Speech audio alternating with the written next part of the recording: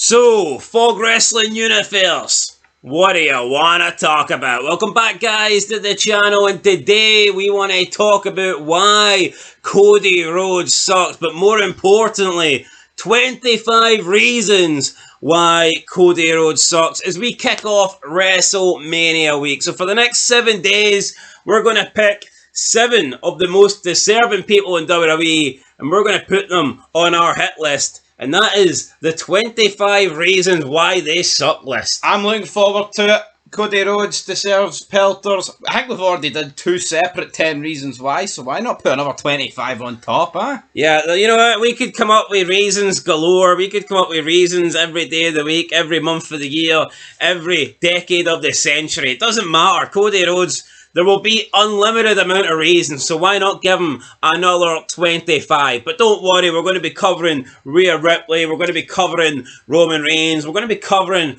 all those losers through WrestleMania week. So with that said, it is Monday, we're kicking it off with the WWE Champion, we're kicking it off with Cody Rhodes, and we're kicking it off with reason number 1. What do you want to talk about? Bad catchphrases, and this is the baddest catchphrase that this guy has for almost now 3 years in WWE. It's been the exact same boring thing, either of Cody Rhodes coming out in his like American nightmare dressing gown or whatever he wants to call it, his cloak, or he comes out in a suit and a tie and he just looks at the crowd and he says in this like monotone voice, "So, what do you want to talk about?" Nothing new, nothing fresh, nothing different. Same old catchphrase every single week. Whether he's happy, whether he's sad, whether he's pissed off, whether he's the challenger, whether he's the champ, it's the same old.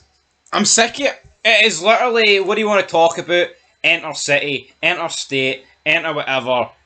And you're right, it's not even circumstantial. It's like, even after he got battered by The Rock, Cena and Travis Scott, he repeats the same pish. Even in feuds, against Seth Rollins, Brock Lesnar, the Roman Reigns, The Rock, even after The Rock left him in a bloody heap. What do you want to talk about?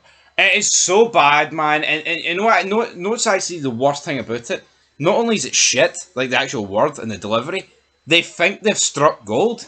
They think it's good. I reckon Benoit could have killed Cody Rhodes' entire family instead, and the first thing Cody Rhodes would have said when we seen him next was, "What do you want to talk about?" Probably. Anyway, we want to talk about number 2.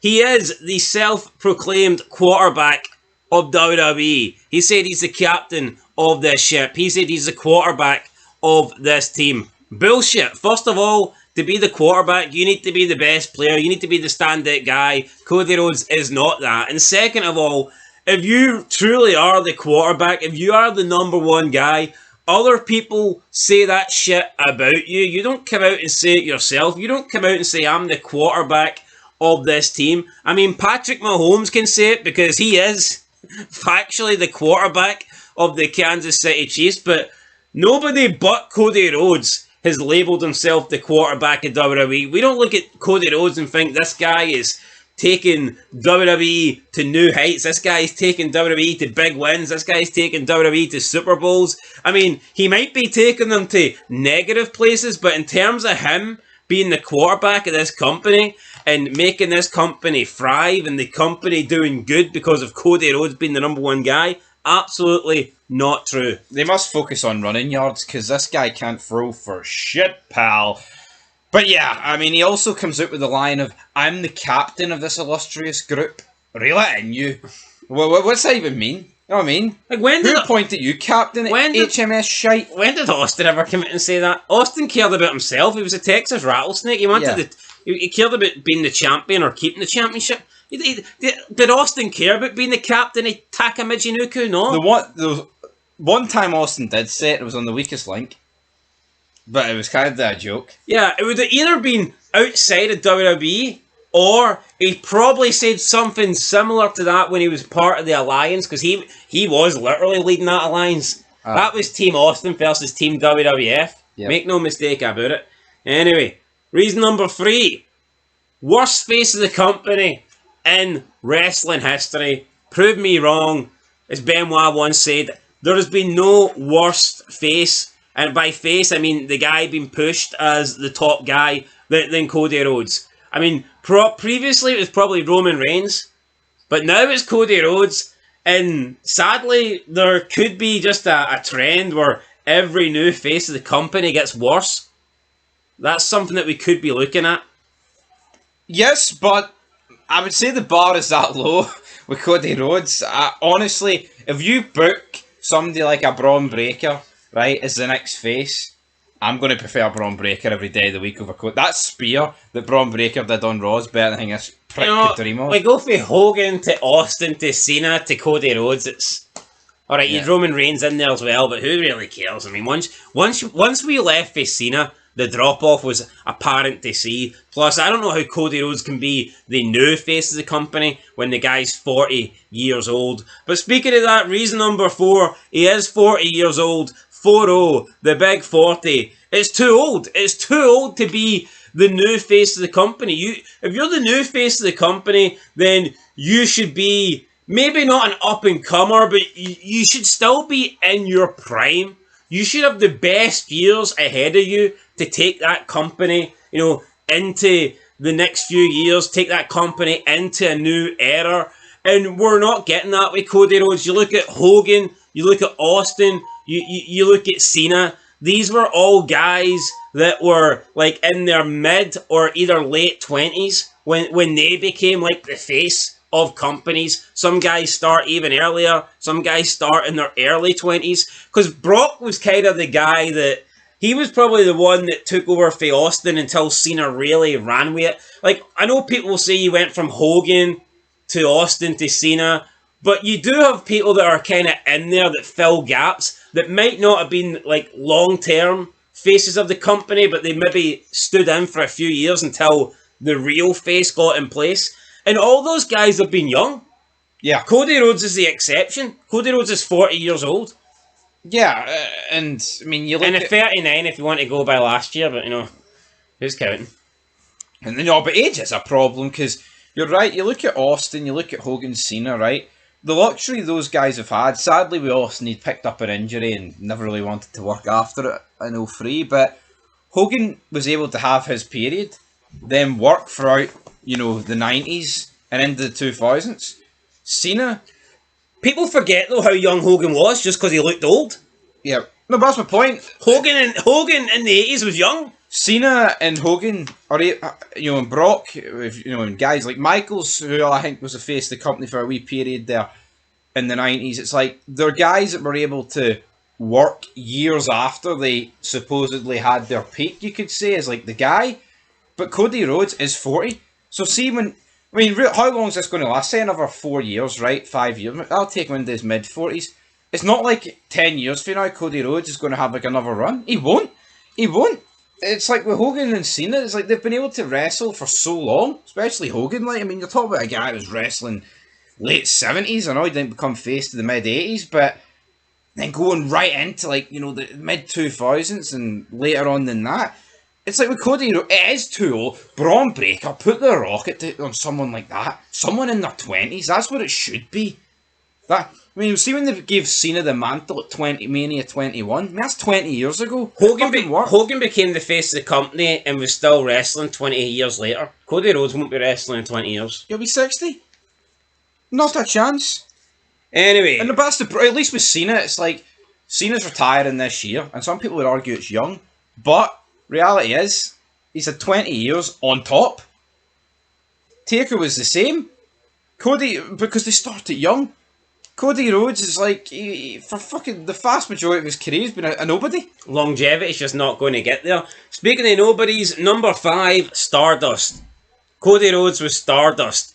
Awful character, awful gimmick, went absolutely nowhere. Basically got given the Stardust gimmick because they looked at his brother, Dustin Rhodes. He got something over. He got the Goldust thing successful, and they fought by putting Stardust in some latex suit and putting some face paint on the guy and putting dust at the end of his name. That would somehow get him over like it got Goldust, but no, it didn't. You could have put shit at the end of his name. That's what it was, shit dust. Just an awful character that was going nowhere, and I'm not surprised that it went nowhere. No, it went nowhere, but what you've also got to look at is that they tried to reinvent them because Cody Rhodes feels 7 right up to like 2013-14 hadn't worked. So it was a last roll of the dice for McMahon and co. But you're right, it was crap. I like the Dashing character. I'm not going to sit here and pretend I didn't. I thought at the time that was not bad, but Stardust absolutely sucked. Only smoke and mirrors. I mean, what was the point of Stardust? Just a lame and cheap attempt to try and get something over because Goldust worked. And Stardust just did not have it. But Goldust worked because they actually tapped into something. Stardust was just a fucking guy running around like a retard, making stars. And it's mental to think that guy is now main event manias. Reason number 6, he got released from the WWE. Now listen, apparently he did ask for his release and WWE granted it, and people are going to say, well, how can he suck for wanting to go? But the reason he asked for his release was because he was going nowhere in the company and his career was failing. Now people will say, well, sometimes people leave and they come back for the good. They come back for the better of their career. Some people will point at Drew McIntyre, right? But I would argue that if you were truly over, then you should never need to leave the company in order to prove yourself. If you're a top guy, if you are one of the elite, if you're one of the best, then you shouldn't have to leave the WWE or WWF and go and wrestle in the Indies for 5 years to try and prove your point that you should be their guy. If you truly were the guy, you should never have to leave in the first place. The Rock didn't need to leave. Austin didn't need to leave WWF. Cena didn't need to leave WWF, albeit nearly got fired. But, you know, these are all guys that fucking got over. The fact that Cody, who's had to leave a company to prove themselves elsewhere, then come back to get the opportunity? What big major stars had to do that? Yeah, but the point is with Cody Rhodes and McIntyre and Mahal and guys like that who've got released and came back, we always say wrestling's never been worse than it is in 2025. Maybe the reason is they couldn't get over 10 years ago or 15 years ago. It's because they're just not fucking good enough. And they had to wait till it got so bad they were considered good. Could that just be it? That could be it. I mean, look at Austin, right? See in WCW when Bischoff released him, you know, around the mid-90s. Austin wasn't that good, right? Because he wasn't being utilised correctly, in my opinion. But what did he do? He created a fucking boom period. He became Stone Cold Steve Austin. It's not like Austin failed in WCW, then joined WWE, and it was noticeably worse. And, you know, he became a star and a shite version of something that was worse than WCW where he got fired. He made it 10 times the thing it was previous. With Cody Rhodes, McIntyre, they're now bigger guys in a company that's worse than it was 10 years ago. Point is, Austin went in as the ringmaster, wasn't great, but he took that opportunity to get in through the door. And then when he was there, he took off as Stone Cold Steve Austin, the Texas Rattlesnake, and the rest is history. He didn't come in and job out as the ringmaster for 5 years, then say, I need to go to New Japan and wrestle for 5 years, then try and come back and maybe I'll be over then. The guy got himself over, something that Cody Rhodes couldn't do. And look at him, yo, we'll get it. I think if you have to leave the company in order to try and get over, then you're not that good. Because if you were truly over, you could do it within the company. Exactly. Look how many matches they gave this guy to win to get over, and he still can't get over, man. It's pathetic.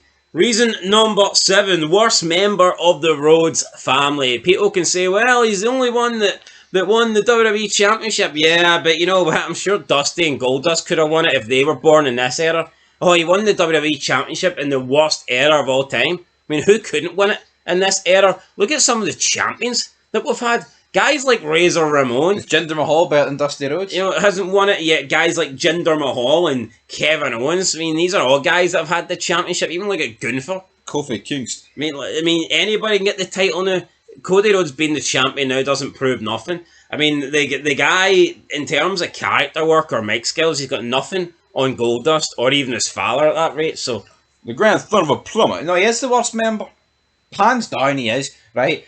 Dusty, never really rated the guy, but he had something about him, and his promos, for the most part, are pretty, you know, iconic. That grand son of a plumber, you remember that? Goldust, for me, is the best, and this guy's a distant third. It's quite that simple. Yeah, Goldust's character was iconic. Anyway, number 8, used his father in an attempt to get over. And this is factual. Came into WWE when he came back from AEW. Literally all he did was talk about his father, push his father, down our throats. Oh, my dad couldn't be champion, so I'm going to be champion. I mean, that was pretty much it. His father couldn't do it, so he's going to do something that his father could never do. And in a weird way, it's almost like he buries his father and his lackey achievements to try and put himself over. Oh, my dad couldn't be the champion, but I'm going to do it. It's like, you know what? But people actually fucking loved your dad and whatever. Dusty Rhodes got over as like a legend, even though we never thought he was that good. I mean, the guy still got over and was still loved by many. Something Cody Rhodes is not. No, he's not. And I mean, like, when did Orton talk about Bob? Right? In like 2003? 4, 5. I mean, I think once you didn't fucking mention him until he had the feud with Taker. Like, once you become a man, should you really be talking about your father to get over? If you're 15 or something, then absolutely, you know what? My dad. But see anyone that's actually a good... And we're not talking like Cody Rhodes is like 21, 22 here. He's 40. We're talking he's 40. And, alright, maybe 38 when he first came back or whatnot. But he is literally using his dead father in an attempt to get over. And it's like, why not just be your own man? Yep. His whole story his whole gimmick is, I need to do something my dad couldn't do, which is just lame. See if The Rock came in '96 and went, I need to do something my jobber a dad couldn't do, or Randy Orton came in, I don't care about being a legend killer, I don't want to join Evolution, I just need to do something my dumb mediocre cowboy father couldn't do. I mean, who would have cared for that? And it would be weird. It's funny though, because like 1 minute it's almost something like a heel would do. One minute they pretend it's real, and it's like, oh, he never did it, but I did it for him. Then in the next sentence he'll be like, it's fake, we did it to dupe the dirt sheets. So make your mind up, Cody. Either your dad was pissed and they never decided to book him, or wait, no, but you know what I mean though. Like, how can they pretend it's real and it's like, oh, he couldn't win it, and then the next sentence is all about the dirt sheets. That's why they let me win. Just to get one over on you. Used his dad to get over. Number 9, used his quote hot ass wife to get over on the indie scenes. Soon as Cody Rhodes left WWE, every single show he went to, he started bringing Brandy Rhodes, that's his wife, with him on tour, whether it was TNA or Ring of Honor or the Indies, and she would always wear these like basically outfits that just showed off her ass non-stop. And there was a pretty funny clip that went viral where Cody's in the middle of cutting a promo. Not sure if any of you have seen it, but some guy literally just shouts out and says, "Where's your hot ass wife?" And Cody's just sitting in the ring on double one. It's actually pretty funny. Snooker, black's behind the white. Have you seen it? No, I've not seen it, but I can imagine it. Cody's sitting there. He's just cutting a boring promo, and some guy just shouts it, and it causes the whole audience and crowd are dead silent because Cody Rhodes is boring them to death. Some guy just shouts out, "Where's your hot ass wife?" And well, I tell you what, he'd benefit for his wife being out there on SmackDown last night, talking fucking monotone, taking lessons for Joe, talking about the belts. He's a boring bastard, isn't he? Like, he's not good. Reason number 10. Used his biracial daughter in a promo. If you've not seen it, guy cut a promo in AEW trying to put himself over, trying to end racism almost by talking about the fact that his daughter's half black and half white. I mean, like, who gives a shit, obviously? I mean, you married Brandy Rhodes and you've had a kid. Obviously, your daughter's going to be... he did something special. Obviously, your daughter's going to be biracial. You don't deserve to be a champion for that. You don't deserve to go into the Hall of Fame for that. That doesn't make you special. Doesn't make you better than Cena. Doesn't make you better than Hogan. Doesn't mean you should be worthy of a title in AEW. Doesn't mean anyone should be getting down on their hands and knees and bowing down to you just because you had, a daughter with a black woman and you're white. Don't know what Cody Rhodes here was trying to prove. Just it was a bullshit promo, weird promo, and just, no need for it. Really weird. Yeah, it's just virtue signaling, trying to get himself over with it. It's like, Cena hasn't had any kids. He says he won't.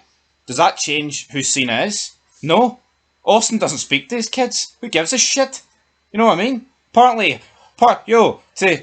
people out there that hate Hogan, apparently he's a really good dad, but they don't give a fuck about that. They pick and choose about this shit. Who cares what they are outside the ring? Apparently Benoit was a good dad as well, but I mean... Jericho left his kids with him? Not after 2007. Nope. Anyway, let's move on to number 11.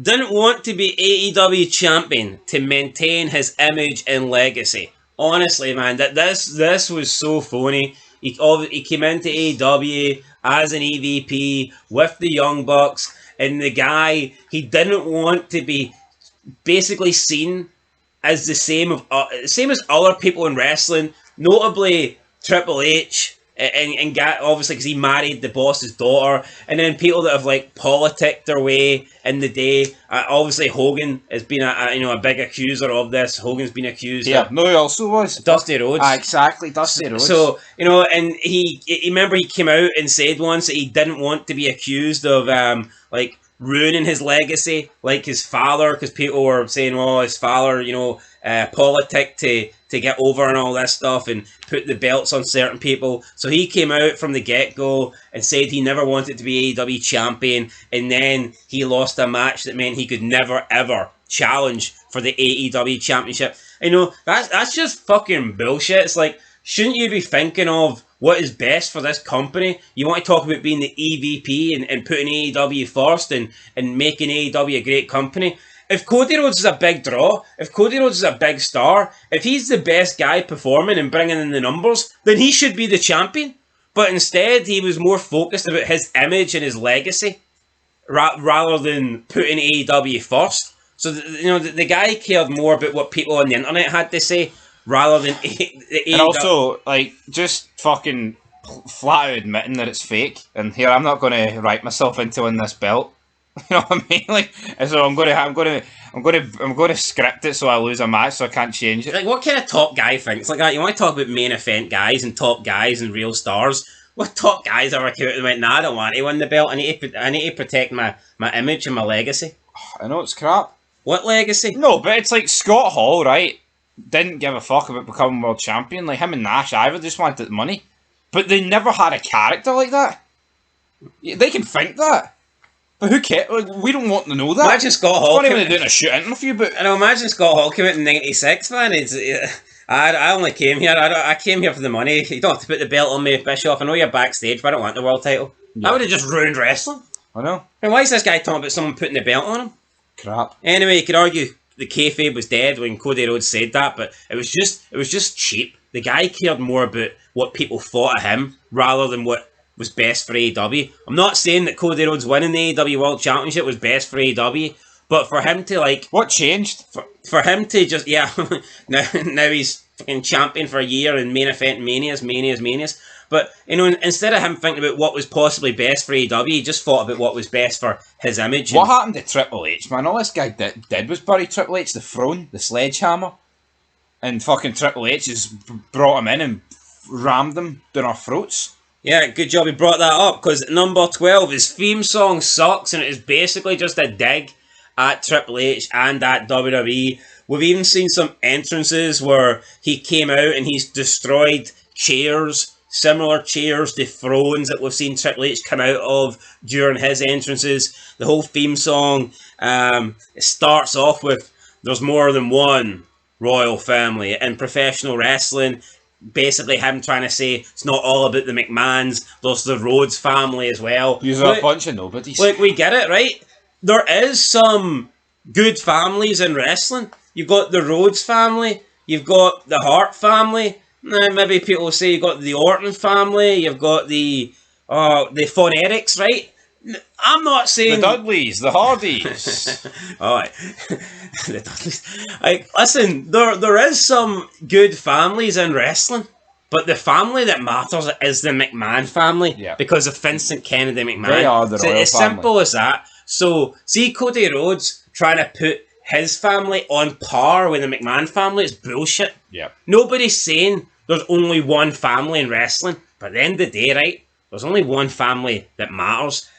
Just like in any era, you had multiple main event guys. Yep. You had multiple main event guys, but you always had that one guy that was the main event. Yeah. See in the 80s, right? Hogan wasn't the only top guy, but he was the top guy. Yeah. And that's just how it goes with royal families in wrestling. We're not saying the McMahon family is the only family that matters. But at the end of the day, it is the family. It's the number one family in wrestling. It's just another pointed dig. I know, and his whole... Even when you listen to the theme song, it's like... I can't remember how it goes. You try to steal my name away, and it's like basically because they tried to take the Rhodes name and replace it with Runnels, and they said he couldn't call himself Rhodes, and he went and done it anyway. So that was just like another dig here at WWE. I thought I did know the lyrics to this song, but now that I'm being put take it all the way, take it all the way, make my way. Something like that. Anyway, basically, just accusing WWE of, It's no pathetic though. This guy's theme song is just like one big F you at WWE. and he's back there and he's kept it. And they're fucking, they're forcing him down their throats. It's absolutely mental. You'd have thought when he came back to WWE, first thing he'd have been like, here, maybe I should change that theme. Brass neck on him. But it is what it is. Right, let's move on. We've got reason number 13. Unlucky for him, but you know what? This did absolutely suck. His TNA run. Garbage. Now, Cody Rhodes came into TNA at a point where it was dead. It was a sinking ship, we're not going to lie. But you still had some, okay names in TNA at the time. You'd Bobby Lashley. You'd Drew McIntyre for a bit. You'd MVP. You'd the Hardys in there, I believe, as well. Yep. So Cody Rhodes came in and, TNA had been going down the drain for a few years. There's no doubt about that. But, Cody Rhodes, supposed to be this big independent star, leaving WWE, get his name over, came into TNA, and he literally did nothing. His run in TNA was fucking shocking.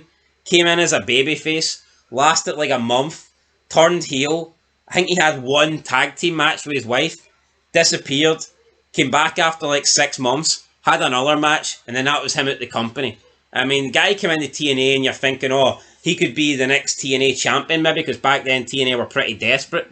But came in, pretty much had a couple of throwaway matches, decided to leave TNA to go to Japan to wrestle for 6 months, and then had another match, and then that was it, gone. I don't think enough's made it of TNA's decline, by the way. See, from 2013 into 14, they literally made Bound for Glory like a AAA event.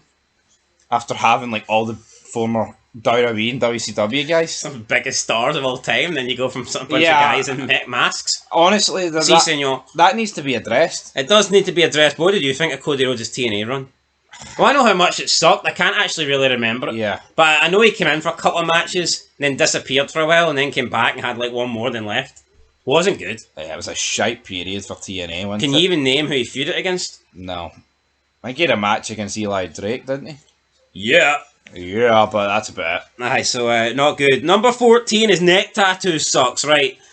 I'm not going to bury it too much because it's a tattoo, but let's be honest, it's fucking awful. It is. And I don't know why he thought that was a good idea. That's on him for life. If he... I think that he should have got it a bit lower down or something. I don't know, get it on your chest or on your upper arm or on your back. Every time he wears a suit, you see it. Yeah, he could he have maybe got it so that if you're wearing a collar, you don't see it? Could he have got it a bit lower down? I think so. But, he's got it in a way that you need to be wearing a balaclava not to see it. Let's be honest, right? It's not even a problem with seeing it. It's shite. It's not a good tattoo. No, it's not. It's I'm not a big fan of the Samoan tattoos, right? But I do think, The Rock and Roman Reigns is, shoulder and, pectoral. I think it does look alright. I would never get it, but if that's their Samoan tattoo, I think it looks decent. But see, it's Cody. What the fuck even? It's some shitey skull, red, white, and blue. It's his American Nightmare skull. Aye, it's a skull. It's his logo that he's got in his pants. No beef with the colours, but what the fuck's he doing? Just a crappy tattoo, man, and I don't know. Should get it removed if he can. Don't think he can. Don't think he will, but it's a bad one. Another reason why he sucks. Right, reason number 15. Responsible, partly, or I don't know, majorly, for some of the lowest ratings in WWE history. No, make no mistake about it. This guy's been the champion over the last year, and we have seen SmackDown hit its lowest ratings. They've actually did their lowest rated show ever in the last year. They've did their second lowest rating ever in the last year. They've done their third lowest rating ever. SmackDown has broken its record for the lowest rating multiple times in the last year with Cody Rhodes as champion. And we've also seen some diabolical ratings on Raw when Cody Rhodes did appear at times. And now we see him appear on Netflix, and the Netflix numbers suck as well. You're looking at WrestleMania. It's going to be one. It looks like it's going to be one of the least attended WrestleManias per capita in terms of seat. So in terms of like seats, they're not even sold out, and I don't think we've ever seen this for a WrestleMania before. Yeah, it's a higher attendance than some of the earlier Manias that maybe didn't have big arenas, but I mean, it's going to be like half the seats are going to be empty, and that's got to be down to Cody Rhodes. He is the face of the company. He needs to take the blame for that. Well, that's it. He is the face of the company, and see if he takes the fucking praise of being the captain, and he takes the praises when they have like some high ticket gates because, you know, they're fucking charging extortionate prices to a bunch of brain dead Europeans, Yankee Doodle Dankle shit pile. Then I think he's got to take all the, you know, the credit for all the shite that happens as well. You've got to, and you know what? Just look back at every reason we've already listed. That's why the ratings are down. It's the fucking same boring, repetitive promos. He's got a lisp. It's just everything. I play myself. Everything about this guy just fucking, and he's forced. He's just a part of the machine. There's nothing about him, man, that does anything for me. Another thing that I thought was cheap is when he basically he named all his like faults before Cena could have a go at him. Yes. That was extremely lame. Cena still found things to bury him on, but I mean that was cheap for Cody Rhodes. Basically tried to mention everything he thought Cena could bury him on. So it's like a shite version of that Chewing the Fat clip that no one will get the reference to. But just trying to, you know, take away Cena's ammo, and it didn't really work. Reason number 16, barely wrestles on TV. I don't get it. His father was a working man. Cody Rhodes claims to be a working man. Claims to be a fighting champion. Bit similar to Seth Rollins. I remember he won the World Championship when it first got brought out in Saudi. He claimed he was going to be different he claimed he was going to be different from Roman Reigns. Be a fighting champion. Didn't really fight much either. Neither does Cody Rhodes. Barely defends a belt. But even outside of defending the belt, barely wrestles on TV. Should the face of the company not be wrestling every other week at least? Yeah, no. I mean, Austin was wrestling every week. Cena was wrestling every week. Cody Rhodes wrestles once in a... Roman Reigns under McMahon worked a hell of a lot more. No, definitely. And Cody Rhodes, man, it's... When he was a big dog. Like Cody Rhodes is a little dog, a little chihuahua. Lead by example, Cody work. But no. Maybe because he's too old, too frail. Alright. Reason number 17, he buried Seth Rollins. Beat Seth Rollins 3 premium live events back to back, including his return to WWE at WrestleMania. And for me, I think this took Seth Rollins down a step. Seth Rollins, after this, kind of literally did go into the mid-card. Yo, my problem's not with the fact, right, that he beat him 3-0. Well, it is to a point. If Cody Rhodes won 2-1, fair enough. But no, not the problem for me is the Hell in a Cell. He was wrestling, what was it, a torn bicep? We've seen him, man. You know, it looked like gave him credit for that, by the way. Fair play. It looked like his tattoo leaked into his arm, man. Purple. But it's like, yeah, yo, fair play to him. He worked through that match with injury that I don't think most people in wrestling today would have worked through. But he should never have won that match. No, he could have lost, and that would not have hurt him in the slightest. Yeah, absolutely not. Because he fought with that injury. That could have been like an Austin moment. You know, when Austin passes out in the sharpshooter and of blood. You know, that loss did nothing bad. That loss actually helped Austin. Yep. Oh yeah, fucking cemented. And you know what? Maybe Cody Rhodes. I'm not sitting here saying we'd be loving Cody Rhodes, but he could have easily lost that match to Seth Rollins, and he would have maybe came out in the match looking better. It overbooked Rhodes and it buried Rollins. Like when Rhodes returned the next year at the Rumble, it's like the problem was how much better would it have been if he returned off the back of getting battered in a Hell in a Cell and losing with that massive injury, but instead he returned with a 3-0 fucking victory. Plus, with Rhodes leaving and going to be out injured for a long time, Seth Rollins going to continually be there. Who needed to win more? Considering it was already 2-0 Rhodes. So aye, he buried Seth Rollins. Reason number 18. I don't care what anyone says. He buried Brock Lesnar. Now, we haven't really seen Brock Lesnar since the Cody Rhodes feud because of what happened with McMahon and stuff. But I feel like after Brock and Cody had their feud, Brock didn't have that invincibility about him anymore. And I know Brock had lost to a few people. He'd lost to Lashley and he'd lost to Roman Reigns. But see, when you lose to Lashley, I can accept it. Fucking look at Bobby Lashley. He's an absolute tank. Big Bobby. Plus, I don't think he lost 100% clean any of the matches. Plus, when he lost to Roman Reigns, everybody was losing to Roman Reigns. and it was always outside interference, always the Judgment Day getting involved, Bloodline. or the Bloodline getting involved. But when Brock lost the feud 2-1 to Cody, but the two times that Brock lost, both of them were decisive. The one time that Brock beat Cody, he didn't even win. It was a referee stoppage. The referee just stopped the match because he deemed that Cody Rhodes had took enough. So he didn't even legitimately beat Cody Rhodes. It was a bullshit stoppage win. Don't know if you can remember. No, I can, and again, just protecting Cody Rhodes. And it was like, what was that really necessary? Is that the kind of rub that Cody Rhodes needed? I mean, did Cody Rhodes really need to be booked that strong? I don't think so. No, the guy's been fucking forced down our throat, man. And I know we haven't seen Brock since then, but I don't know how we're still supposed to treat Brock like this unbeatable guy when he essentially lost 2-0 to Cody Rhodes, with the other one being a no contest. Yeah, I mean, you're right, that's essentially it. I mean, it's essentially a fucking draw, isn't it? Aye. In the grand scheme of things. Yeah, definitely. So, buried Seth, buried Brock. Just way too strong over those guys. Way too strong. Reason number 19. Threw McMahon under the bus. / constant digs at McMahon. Remember when the whole McMahon thing came out? I mean, he could have said no comment. He could have said nothing. But he pretty much just, without saying McMahon was guilty, he started talking about the victim and how his heart was out there and how he apologised without knowing anything about the situation. Just, should have just said shit, or how about have a bit of loyalty? If you're going to say something, how about actually back the guy that gave you a job and gave your family a job, and back the guys whose company that you're currently employed in and is providing for your family. But no, decided to throw McMahon under the bus. And even since then, we've just seen constant digs at McMahon. We even seen one not that long ago in the Cena promo.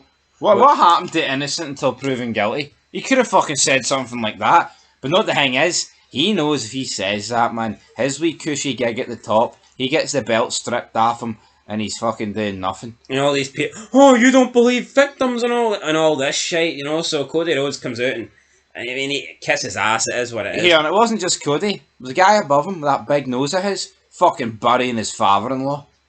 I can't believe what they done. Should have fucking stopped watching there and then.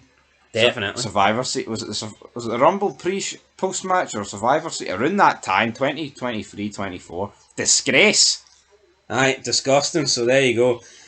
Reason number 20. 4 consecutive WrestleMania main events in a row. That is totally unacceptable. We're counting night 1 as well here. So he main evented WrestleMania 49. He main evented WrestleMania 40, night 1 and night 2. And he is going to main event WrestleMania 41, night 2. That is Cody Rhodes. And let's be honest, we all know that night 2 is the real main event. So even if you want to take away night 1 and WrestleMania 40, this guy is main evented the last 3 WrestleManias. And why? It's Cody Rhodes. It's Stardust at the end of the day. I know it's funny, see at 38, see if Austin didn't come back, he probably would have main evented night 1 in his return. Against Rollins. I know it's ifs and buts, but it just shows you. I mean, but forget about that. I mean, it is ridiculous. 4 in a row.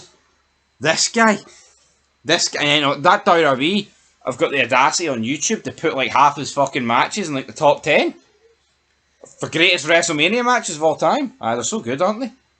I think not. Right, reason number 21. Finish the story angle.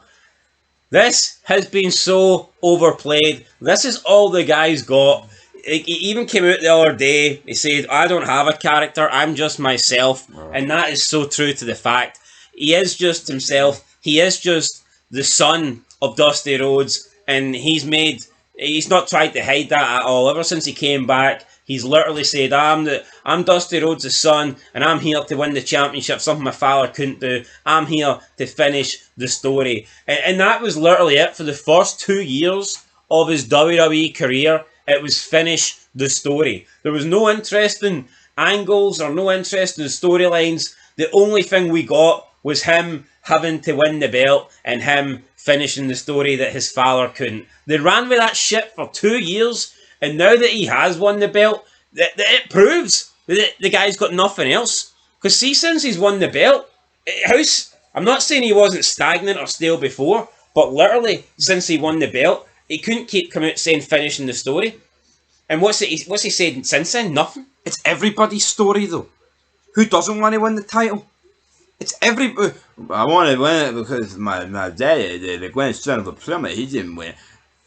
You're right, though. It's like 2 years of finishing the story, finishes it, and then they're like, oh fuck, we didn't plan for this. But CM Punk comes back and he could spend 2 years talking about finishing the story and his story being main event in WrestleMania. Cena could come back and wrestle for 2 years with his story being winning the 17th world title. It's just shite.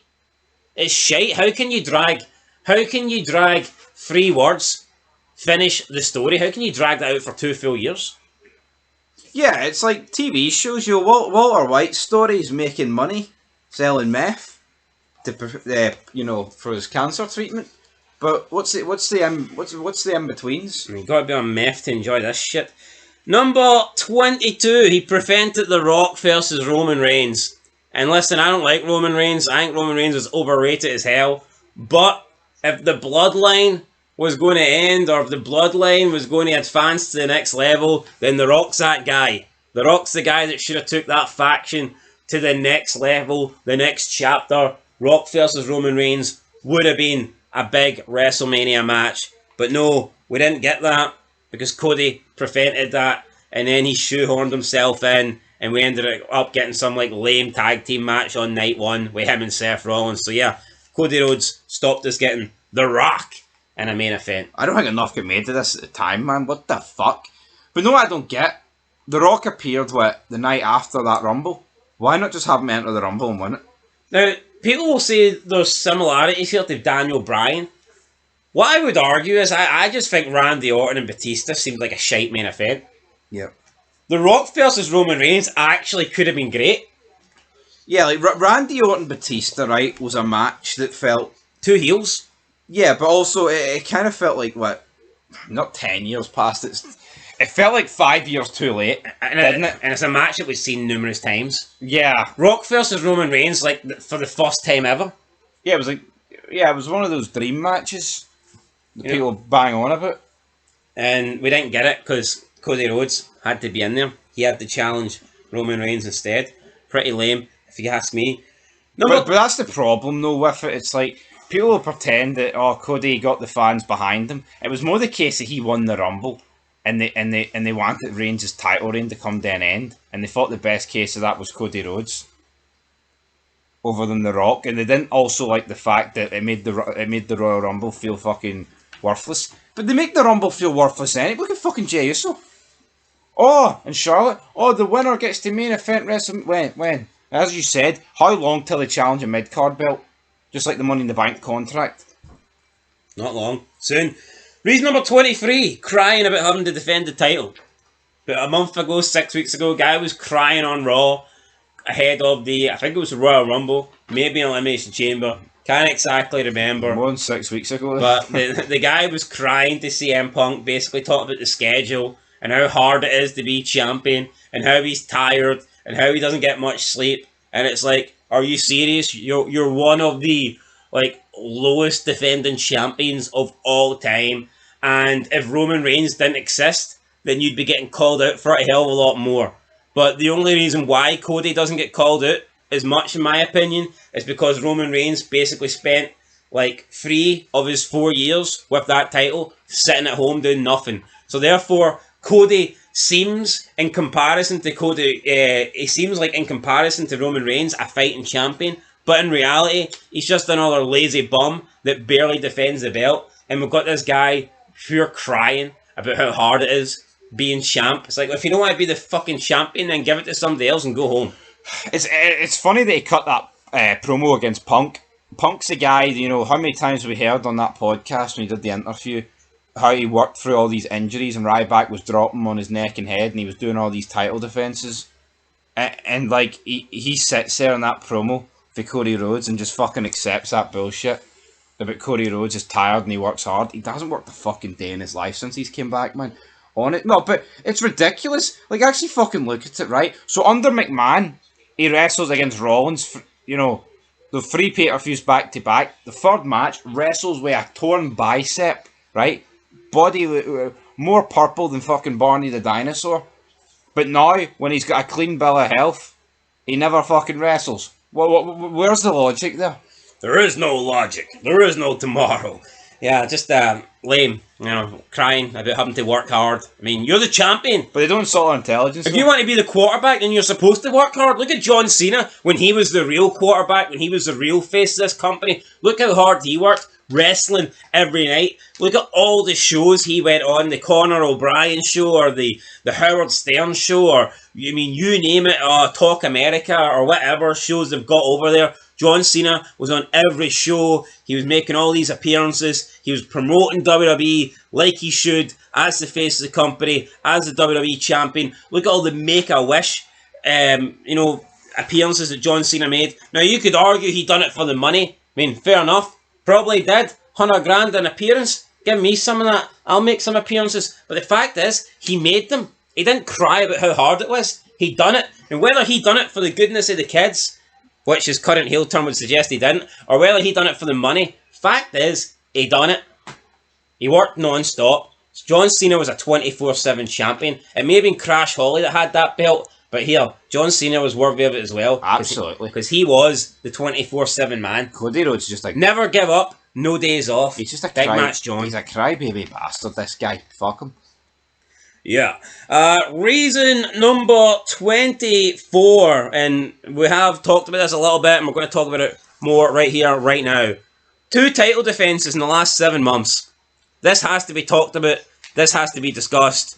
You can go and check this out, guys. This is a factual fact here. In the last 7 months, Cody Rhodes has made 2 televised title defenses. He's defended his belt twice on TV, whether that be SmackDown, Raw, NXT, Saturday Night Main Event, or any other premium live event. He's only made 2 title defenses, and both of them were against mid-card fat boy Kevin Owens. How is that WWE champion material? How is that worthy of being the champion? How can you be the WWE champion and only defend the belt twice against Kevin Owens?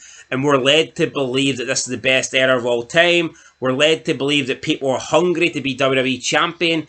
And this guy has had 2 matches against KO for the belt. Absolutely disgusting. I think probably one of the most unforgivable statistics I have ever seen in the wrestling business ever.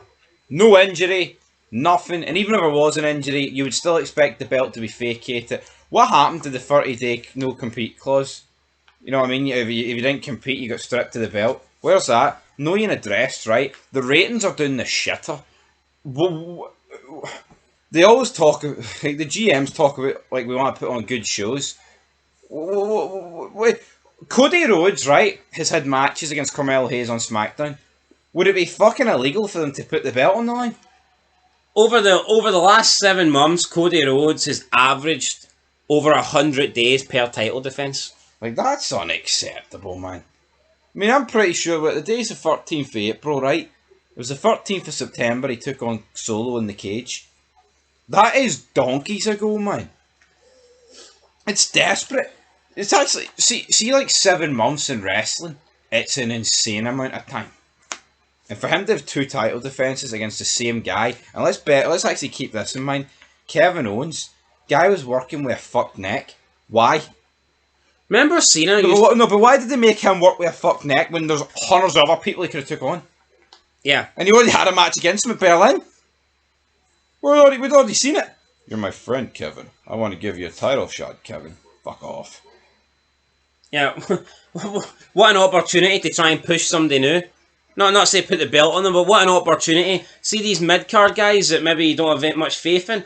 What a chance to give them a 4-week programme with Cody Rhodes and see what they can do. Yo. See if that takes them to the next level. Look at SmackDown. Look at guys that are going fucking nowhere. Look at Carmelo Hayes. Could Carmelo Hayes not have got a title shot at one of the lesser known premium live events? No. Yo, look at Andrade. Why do you bring him back in the Rumble in 2024? To do nothing? Could he not take on Cody Rhodes on SmackDown 1 week for the belt? LA Knight. Make them feel it. See, instead of having LA Knight and Nakamura having a 6-month fucking rivalry See over if- some dumb stupid belt, why not give LA Knight a match against Cody Rhodes? See if Jacob Fatu's that fucking good. Where's his title shot? Say you want about Roman Reigns, at least last year he had a fatal 4-way at the Rumble. He did. Something interesting. Yeah. What's Cody Rhodes done the last 7 months? Had 2 defences against Kevin Owens. That is unacceptable and unforgivable, and we won't forgive it on this channel or any other channel. No, but say obviously this match against Cena's happening, right? Cena might win, Cody might win. When's his next defence then? What? August? You know what? I wouldn't be surprised if I think that they may actually have Cody Rhodes be an active champion after Mania, because they probably know that they need to do something, or else the ratings will absolutely die. So I wouldn't be surprised if... I am all aboard this hate train. I can't wait for the fucking ratings to die. You know, Yeah. they're already dead, like, but you can't die enough. And last but not least, ties in to reason 24. Number 25. Worst title reign in WWE history. And I think this is factual. We made a video on it last week. The guy has held the belt now for what? Over 370 days. He's made 8 title defenses in that time. I mean, you do the numbers. That's averaging it not a lot. You factor in that he had 2 title defenses in the last 7 months, and in a total of over 370 days plus, the guy's only defended the belt against 4 different people. You look at the 4 different people he's defended against, it's not top guys, it's not Roman Reigns, it's not CM Punk, it's not John Cena, it's not Seth Rollins, it's not Drew McIntyre. We're talking mid-card guys like Kevin Owens, AJ Styles, Jobber Solo Sikoa, and celebrity Logan Paul. And look how they earn the matches. They just come out and cut a promo. Yeah. I'll challenge you. And another, you're my best friend, Kevin. and another I'll thing, give you the match. It didn't seem that bad. I think he's also destroyed the WWE title, because when Roman Reigns was a champion, he was never there. So it kind of did feel hard for people to actually get a title shot against Roman Reigns, because he just didn't show up. But Cody Rhodes normally shows up just to cut shite promos. And in this time, how have we never heard anyone or seen anyone interrupt Cody and like, here, when you going to defend that? I think it's about time you give me a shot. Or when never see anyone bump in backstage. See, when wrestling was good, and let's just lowest form of Hanging fruit, man. hanging fruit. But like, let's say Triple H, right, when he was the champion on Raw, the Reign of Terror, you always had guys wanting title shots, whether it be Michaels or Booker T or Jericho or Kane or Goldberg or Benoit. Maven. You know, it didn't matter who it was. You always had people wanting the title. On SmackDown, no matter who was the champion, you always had people stepping up, wanting a shot at the title. Everybody wanted a shot at the title, and they always want anyone that could realistically win it. Always wanted a title shot. Who's asked for a title shot? Look at the main event guys in WWE. Roman Reigns hasn't even been bothered to show up. Nope. Here, hold on. Roman Reigns, but he was in the Rumble, one match? So what was Roman Reigns doing before that? CM Punk avoided the titles like the fucking plague. To fucking wrestle over a stupid bracelet? I know. Seth Rollins, Drew McIntyre. What were those guys doing? Nada. You know, so it's like all these... It just devalues your title when none of the top guys seem interested in wanting it. See, back in the day, you felt like all the top guys wanted the championship, and they were gunning to get the championship, and they were always looking for an opportunity to insert themselves into a championship match and earn a championship match. See, now, it's like nobody cares about being in a championship match. The only time they care about the championship is coming up to WrestleMania season. And they talk like the Royal Rumble and Chambers, the only ways they can earn it. What about all the other pay-per-views? No, I know. It's unacceptable that nobody's been coming out and wanting to challenge Cody And Rhodes. there's no like number one contender matches. I think Styles the first one. I think the first defender might have been that Triple Threaty one. Logan Paul just came out, challenged him. Kevin Owens came out, said he was his friend. Not remember that? Beer guy says that was like the greatest SmackDown review ever. When Cody Rhodes and KO were just in the ring, he's like, I'm going to give you this one, Kevin. You're my friend.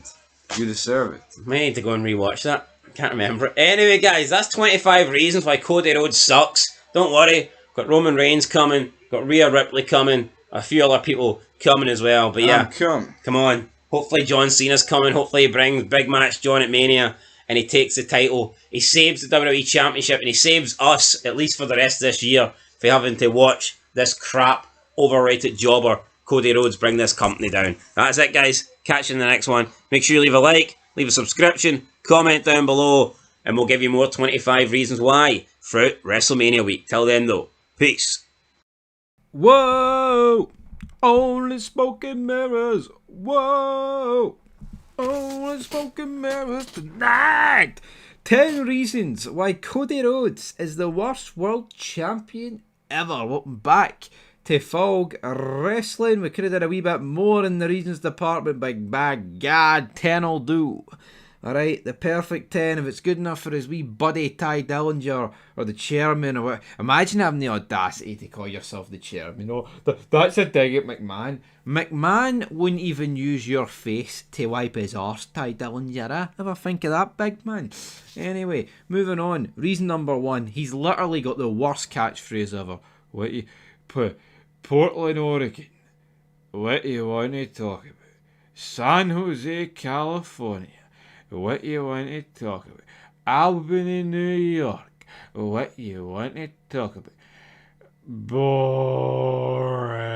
It's the worst catchphrase in the history of professional wrestling, and there's been some absolute stinkers. Let's not pretend otherwise, but Jesus Christ, this guy takes the absolute biscuit. It's downright disgusting how fucking bad he is. Honestly. Reason number 2, the KO feud. You may be wondering, what KO feud? Well, I'm counting both title reigns in here, because they're both just as bad as each other. You combine them, they're just brutal. I think the first one's almost worse. But anyway, yeah, the Kevin Owens feud started around King of the Ring 2024. Just absolutely embarrassed. I'm your best friend.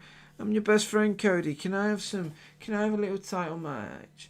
Even though it's more of a Nick Aldis accent. Point is, Kevin Owens is a fat jobber, and Cody Rhodes is a wee skinny bleach blonde jobber. Near girding their eyes. Oh, thanks for giving me this title match. Can I have it? Coming out in his wee fucking salmon pink suit, man.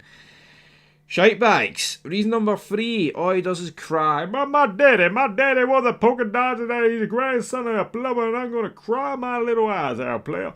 Just fucking tragic. Supposed to be the face of the company, the QB1. Oh, could you imagine in 1999 if Austin started crying? And I'm sick of repeating the same old shite, but here, people are commenting these ideas, and I need to keep firing them out. I'm firing them out here in quick succession, but yeah, just crying his eyes out. And here, loads of champions have cried, but they've been good moments. This guy just cries because he sees the black and yellow. Not Wiz Khalifa, Dusty Rhodes, black and yellow. No, just shut up, jabroni. Right? See when Eddie Guerrero and Benoit hug at Mania 20 and they cry, that's brilliant. See when Rey Mysterio wins it and he cries, that's brilliant. See when Cody Rhodes cries, boring. It's just cringe is what it is. Reason number 4. Under a million, numerous times on SmackDown. The guy ain't a draw. He couldn't even draw a fucking circle on his fridge with a Sharpie. Aye, that analogy works. Point is, yeah, he single-handedly... Alright, maybe I'll reel that in, not single-handedly, but you know, he's the QB1, he's the face, he's the champ, he's the face, he is the guy that's supposed to draw people in. He is the guy that is steering the ship, he's leading the ship, and he's leading them off a cliff. Under this guy's leadership and under this guy's period as the top guy in the company, he has took SmackDown under a mil on numerous occasions, and he'll be forever known as that. He will be the guy that took SmackDown under a mil. So well done, Cody Rhodes. Well done, son. Reason number 5 is we did his suit set. Doesn't matter what colour he comes out in. I mentioned the salmon pink one. At least when Mark Henry came in, that looked cool. The guy comes out in suits, man, ties. He I've never seen a guy try and wear suits and look the part so much. See if you actually see over the years in professional wrestling, see guys that have wore suits, they tended to be heels. Like, I think of like Triple H and Evolution. I think of McMahon. I think of JBL. Wearing suits and dressing formally in professional wrestling has never traditionally really meant you're a face, but now in 2026, when you're playing yourself, because that's all they've got, there is no characters, it feels like that's just what Cody Rhodes is, the company man, the jobber man. Could you imagine John Cena in his prime coming out wearing a suit? Look at like when Austin wore a suit in '98 because McMahon was trying to turn him. No, they knew that would, oh fuck, we don't like this, but then you got a great fucking story because Austin was like, no, I'm not doing it, and turned. It's a heel thing to do, and his suit's like shite. He just looks like a policeman. Reason number 6, drinking with The Rock. Here, I'm a fan of alcohol as much as the next guy, but him and The Rock giggling like fucking school kids, drinking out their wee red cups, probably drinking apple juice, claiming it's tequila, is fucking cringe. See when Austin came out and drank beer, it felt authentic. See when the APA were sitting backstage drinking beer, it felt authentic. Kurt Angle made drinking milk look more badass than Cody Rhodes drinking tequila. That's the levels we're dealing with here. Reason number 7, 0 memorable moments. Give me any memorable moments as this guy is champion. None. Look at that first title reign. There's nothing. There's absolutely nothing. The second title reign, nada. Hee-haw. Reason number 8, he is beginning to get booed everywhere. Even under the first title reign, he was getting booed everywhere.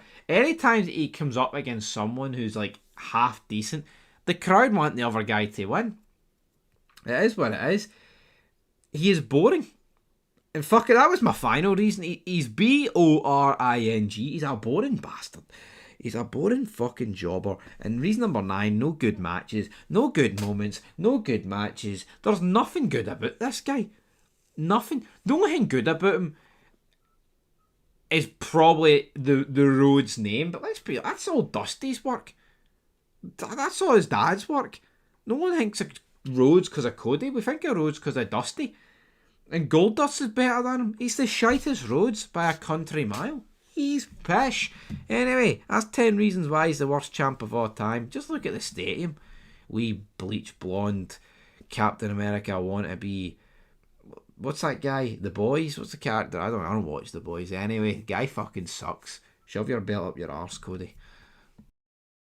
It was labelled the worst ever reveal in wrestling history, and now last night's SmackDown has received the worst rating in cage match history. Welcome back to Fog Wrestling. This is a bit more reaction, a bit more fallout to what happened on SmackDown last night. Some people have lost the plot, and some people are finally, I would say, waking up just to how bad WWE is. But we're going to begin with this tweet that actually I have replied to myself on Twitter. Someone said, for those of you that weren't around in 1998, this is what WCW started to feel like when they were about to nosedive. Now, this is obviously a tweet insinuating that 2026 WWE is feeling like WCW 98 prior to the drop-off. Does no one see the problems there? Immediately. WCW 2001 WCW is superior to 2026 WWE. But for people to insinuate that 2026 WWE is on a par with 98 WCW prior to the drop-off it's straight up fucking lies, man. It is straight up lies. How is Pat McAfee being this big reveal on par with getting Goldberg versus Hulk Hogan in Atlanta, Georgia? Like, what a match. What a spectacle. Look at, you're getting Macho Man, DDP, Sting, the NWO, Wolfpack. And then you factor in, like, the rest of the card, man. Steiner, Jericho, Benoit, Ric Flair. I could go on for the Macho Man. Yeah. How can people think that 2026 WWE is on par with 98? No one's delusional, man. WCW's best years are obviously like 96, 97, and I would say 98 just include the whole year. I'm not one of these people who's going to be like, oh, the first 2 months and it dropped off. Even though I would say, like, December 98 is worse compared to the rest of the year, for example. But that doesn't mean that all of a sudden the drop-off is that bad. The drop-off, if you compare like 98, WCW 2001, yes, the drop-off is insane. Just like the show quality, even down to the logos, yeah. But I replied, bashing this fucking retard. I said, imagine pretending this is like 1998 WCW, when in reality the worst of WCW is 100 times better than anything this jobber H has produced. And that is factual. WCW, I mean, these people that will bash WCW, I'm convinced they've not watched this time period. They're the same fucking retards that will claim that 2 years ago was as good as the Attitude Era. If you think that, A, you're a spastic, or B, you're a liar. It could be both. It could be both rolled into one. These people have not watched these time periods. I'm not saying I've watched every single episode of 2001 WCW or every single pay-per-view from 2000, right? But I've watched enough shows, I've watched enough pay-per-views, I know enough about it to be able to actually provide enough information to debunk this bullshit argument. And then some guy replied saying, you high as shit.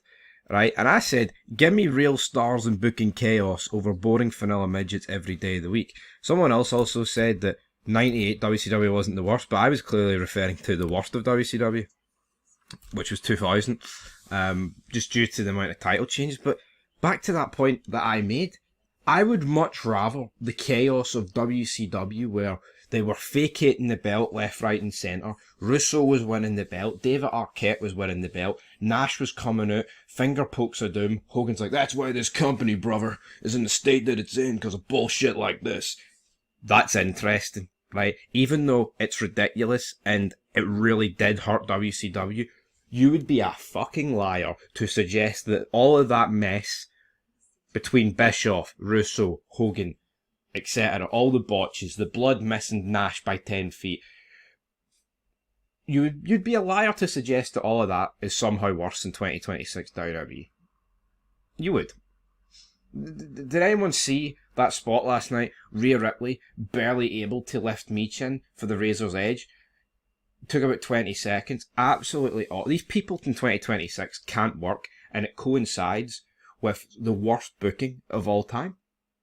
Just brawl, brawl, brawl, brawl, brawl, brawl. That is it. Wrestler A brawls with wrestler B. Then the next week, oh, we might have a wee shitey wrestling promo back and forth. You say your line, I say my line. There's no stories. There is nothing.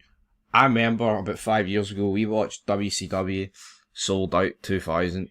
Happened in like February. And it's not the greatest show of all time, right? But just the stories going into it. You've got like jobs on the line. You had Terry Funk versus Kevin Nash in a street fight.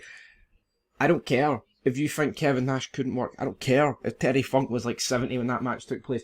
Kevin Nash versus Terry Funk in a street fight shites all over this entire WrestleMania card. It just does. See that Jeff Jarrett Hogan match, the finger poke of doom, shits all over everything here. See, WCW is like last ever Nitro. Ric Flair versus Sting. What was it, March 26, 2001? What, are we going to pretend that Ric Flair versus Sting isn't better than what we're getting in 2026 WWE? I'm baffled by these comparisons.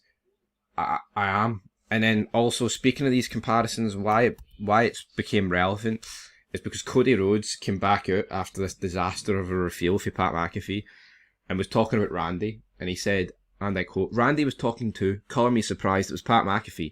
And that's like if Scott Hall and Kevin Nash talked about the third man. Instead of Hulk Hogan, it was Disco Inferno. End of quote. Again, what is it with this company and just making references that are 30 years ago? Could you imagine in 1996 if Kevin Nash and Hall were talking about something that happened in 1966? Like, why the fuck would they be bringing up wrestling shit that happened in 66, 30 years out of date? And it's the same with Rhodes. And this prick, this wee blonde-haired fruitcake, has got the audacity to pretend. Like, you can tell by the way he's speaking here that he thinks he's closer to the likes of Hall, Nash and Hogan than he is to Disco Inferno. He thinks he's on their level, when the reality is Disco Inferno is fucking superior to Cody Rhodes. Cody Rhodes is a silver spoon, lisp, wee prick. I can't stand the guy, and see the fact that he thinks he's on the level of the Outsiders. I mean, thinking you're on the level of the Outsiders is disgusting, but you can just tell with the way he's speaking here that he thinks I don't even want to insinuate that he thinks he's on a level similar to Hulk Hogan. But make no mistake about it, he is closer to Disco Inferno than he is to these three. And I'm not having any two ways about it. And again, it's just such an outdated reference. It's 30 fucking years ago, and I don't understand where they've went with this, because Pat McAfee's come out, buried Cody Rhodes, basically said the guy sucks. The ratings are the worst they've ever been. No one wants him. He's a puppet. He buries everyone else in the roster by calling them vanilla midgets. Everything Pat McAfee has said is factual. Cody Rhodes has come out here and just spout it back with a hypothetical situation. Difference is, Cody, in 1996, bookers, promoters, whatever, writers, they could be trusted to actually deliver. And even though he's having a go at Pat McAfee and trying to bury him, all Cody's done here is double down on what Pat McAfee was talking about, how shit the business has become. And if you can't see that, then I think you need a thicker pair of specs. Difference is, back then, they could be trusted to deliver on surprises and reveals and storylines. This just goes to show you how creatively bankrupt they are. That they actually think Pat McAfee is the answer to their problems. He is the big WrestleMania reveal. You've got a world title match consisting of Cody Rhodes and Randy Orton, but what the heavy focus is more on the likes of McAfee and Jelly Roll. So, not only did Pat McAfee expose the business, Cody Rhodes came out and doubled down on it. And this promo for him did not have the effect they thought it would. He got booed out the building. And I don't know where they go from this. Is this the final straw? Are we going to see changes from this? No, we're not. You'd be fucking retarded to suggest.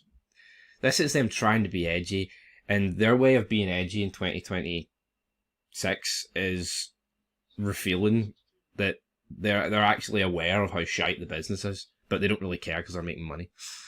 But anyway, less ranting. Triple H, look at this prick. WrestleMania season, look. He's taking pictures with Little Yachty, whoever the fuck that is, and Trick Williams backstage. What the hell? And Carmelo Hayes got injured during his match with Sami Zayn. Where is that? Look at the neck of that wee greasy ginger bastard Sami Zayn. Tonight. Oh, Sami Zayn's on SmackDown tonight, guys. Yay! And yeah, like I said, 0.08 on Cage Match. You got Simon Miller creaming his pants because Danhausen got tagged in by The Miz. CR Truth, the guy needs released. They should have stuck by that decision in the summer. See this gimmick of him just being no other word than retarded and confusing people for other people. It got old 15 years ago. See him thinking Danhausen's Asuka. You would have to ride the custard bus and lick every inch of the Wendy's on it to even find this remotely amusing. And with that being said, guys, I'm away to watch a real sport, football, because wrestling is for fruitcakes, and this should be the final straw for more people. But if you think Pat McAfee is good and this is the answer, then I think you need a lot of help. I mean, some people are honestly pretending. So when was that rating it? 0. It's actually down to 0.36. That's shocking. 0.36 rating. If you think Cody Rhodes is being held back by the writing here, I mean, he is to a degree, but the problem is he's not being held back as a main eventer. Writing proved 15 years ago he was a decent mid-carder. That's all he ever will be. He's out of his depth in the main event scene. He's not on a level of Orton. And the reason they have to bring like guys like Jelly Roll and Pat McAfee and Travis Scott into the mix is because Cody Rhodes by himself can't deliver. The celebrities were nowhere near the main event scene when it was Rock versus Austin. They just weren't. They were not. Obviously, here, but WrestleMania 1, yeah, they fired Mr. T in there, but that's because it was the first ever WrestleMania. And also, I don't need to explain to all the dumb fucks the difference between Mr. T in 1985 and some fat fuck country singer and some Indianapolis punter who's like 10 years past his sell-by date in 2026. It's embarrassing. Anyway, fuck this company, fuck wrestling, it's utter shite. Till next time, peace. My dad would be extremely proud of you. Whoa! They don't care about me anymore. Whoa! Me and Phil Brooks are gay. Welcome back to Fog Wrestling. You know what, man? There's a lot of shit going on in the world, but you know what? None of it compares to the horror of this weekend. Forget your wars, forget your world hunger, forget every single thing in the world that's awful, damn it. Because I pity the fool that has to sit here and not watch but only one night, but two, and then talk about it in grave detail. I feel sorry for my co-host, but this needed to be made. I mean, I'm leaving in like 40 odd minutes here, but I'm out walking the Jakester. Now, I will be making fids for the next week, do not worry. I've got internet this time. Good internet. I mean, I did have internet there for a few days, but it didn't exactly work out, brother. All right, so it is what it is. But let's talk about CM Punk and Cody Rhodes. These two fucking jobbers. One guy does a lot of greeting. The other guy does a hell of a lot more greeting. And we may as well begin with Cody Rhodes. I mean, guy comes out, gets absolutely zero pop whatsoever. Can't say I can't say I'm surprised. The last couple of weeks have pretty much steamrolled over the top of this guy. Any fans that he had left are pretty much out the window, if we're being brutally honest about things. People just can't be arsed with him. I've never seen a guy that feels so forced in all my puff. Especially as like, see with Roman Reigns, right? Roman Reigns was forced down our throat for nearly a decade, you know, before he truly got a wee bit over. But it didn't feel like this fully fledged babyface character. Now, they were trying, right? But I didn't exactly feel that the same way that I feel here about Cody Rhodes. Well, let's face it, folks, it is the most forced thing. And it feels like the most forced thing in WWE history, right? Because see in the past, see more often than not, see with McMahon, he would have tried things for like a couple of weeks, right? Something like that. Now, obviously, in the instance of a few people he persisted with, and it eventually worked big time, like John Cena. And even though I don't like Roman Reigns, the persistence worked to a degree. McMahon didn't try to put Roman Reigns down our throats. He would never have got all this bloodline stuff, yada yada yada. But for me, he comes out, and I'm referencing the crying with Cody Rhodes. And, right, Dusty died 11 years ago, by the way. And in the words of Victor McDade at Still Game, 10 years is plenty. When he's referring to his friend that, well, you know what, you can move on from your wife that's died and you can go on a date. Right, in this instance, 11 years plenty. I'm not saying Cody Rhodes can't show emotion about Dusty, but Jesus fucking Christ, guys, is no one else sick of this guy? I mean, this is the face of the company, the World Heavyweight Champion, the WWE Champion. Every time he talks about his daddy, he starts girding his wee fucking eyes out, his Manson lamps out, and it's like, I'm supposed to be watching something here, like, filled to the top with masculinity, right? Absolutely filled to the top. And also, it's 11 years ago, and I'm not saying if you lose a family member or a pet, you don't reminisce and you think and go, oh, that's sad. I'm not saying you can't cry, I'm not saying that. But when you're playing a character on TV, right, in the WWE, they're supposed to be home of all this masculinity, you know, oh, muscles, like fucking, yeah, let's go, all these macho men, allegedly, even though it's definitely not feel that anymore. Why is this guy girding his eyes out every time he talks about his dad? It's actually fucking embarrassing. So Cody Rhodes needs to grow the fuck up and stop crying about his dad, getting choked up, the tears falling. I'm just sick of it. I'm actually just sick to the back teeth of it. I mean, this never happened back in the day, especially when it was like 11 years on. I mean, here, we've all watched tribute shows over the years. Even when it's someone just retiring, doesn't always have to be, it doesn't always have to be a death, right? But in this instance, it's 11 years ago. Like Eddie Guerrero, that tribute show was tragic, man. Seeing all the wrestlers cry.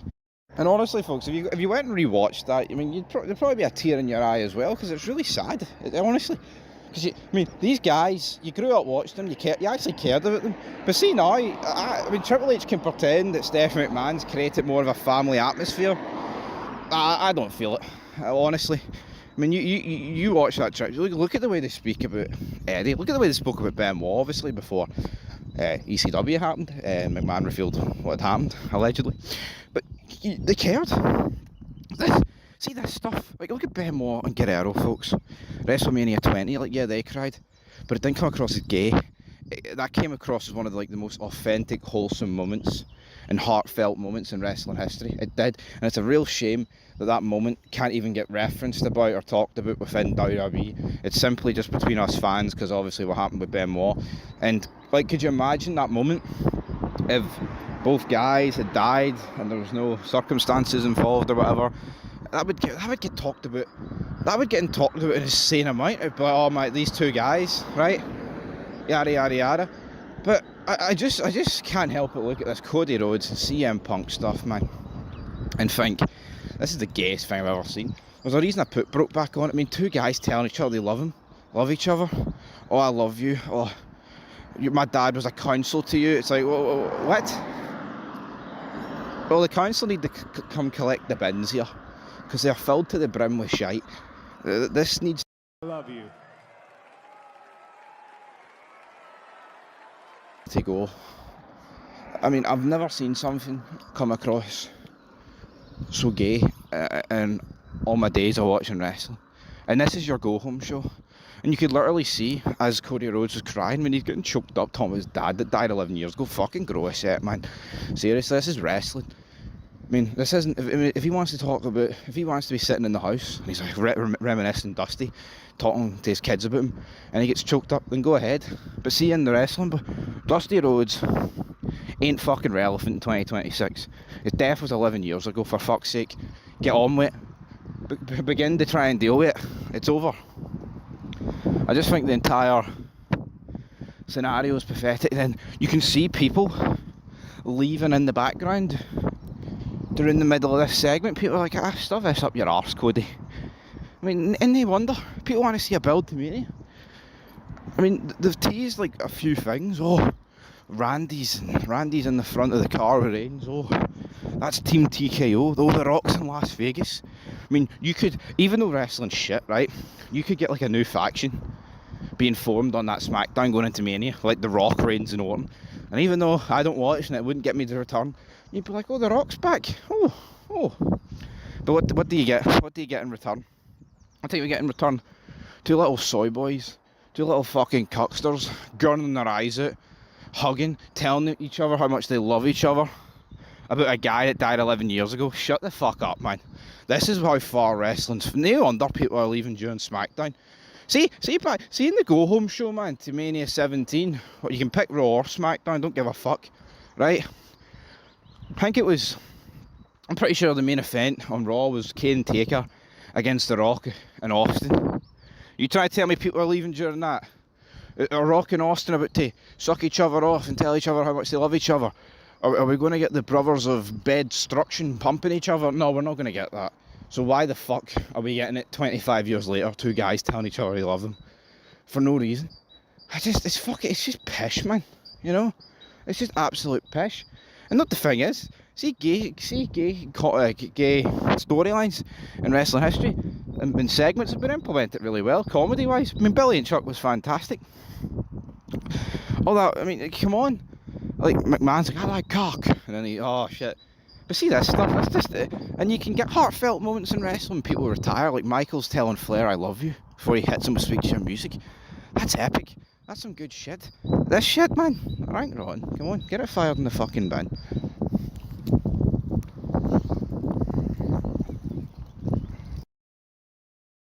Cody Rhodes may be the quarterback of WWE, and that explains why they're not winning any games, that explains why they're not going to any playoffs, and that explains why they will never win a Super Bowl again. Welcome back, guys, to Fog Wrestling, and that was one of the worst main event matches we've ever seen at WrestleMania. Last year, Cody Rhodes treated us to one of the worst matches I think we'd ever seen in the main event against John Cena, and he's done the same thing here for the second consecutive year in a row.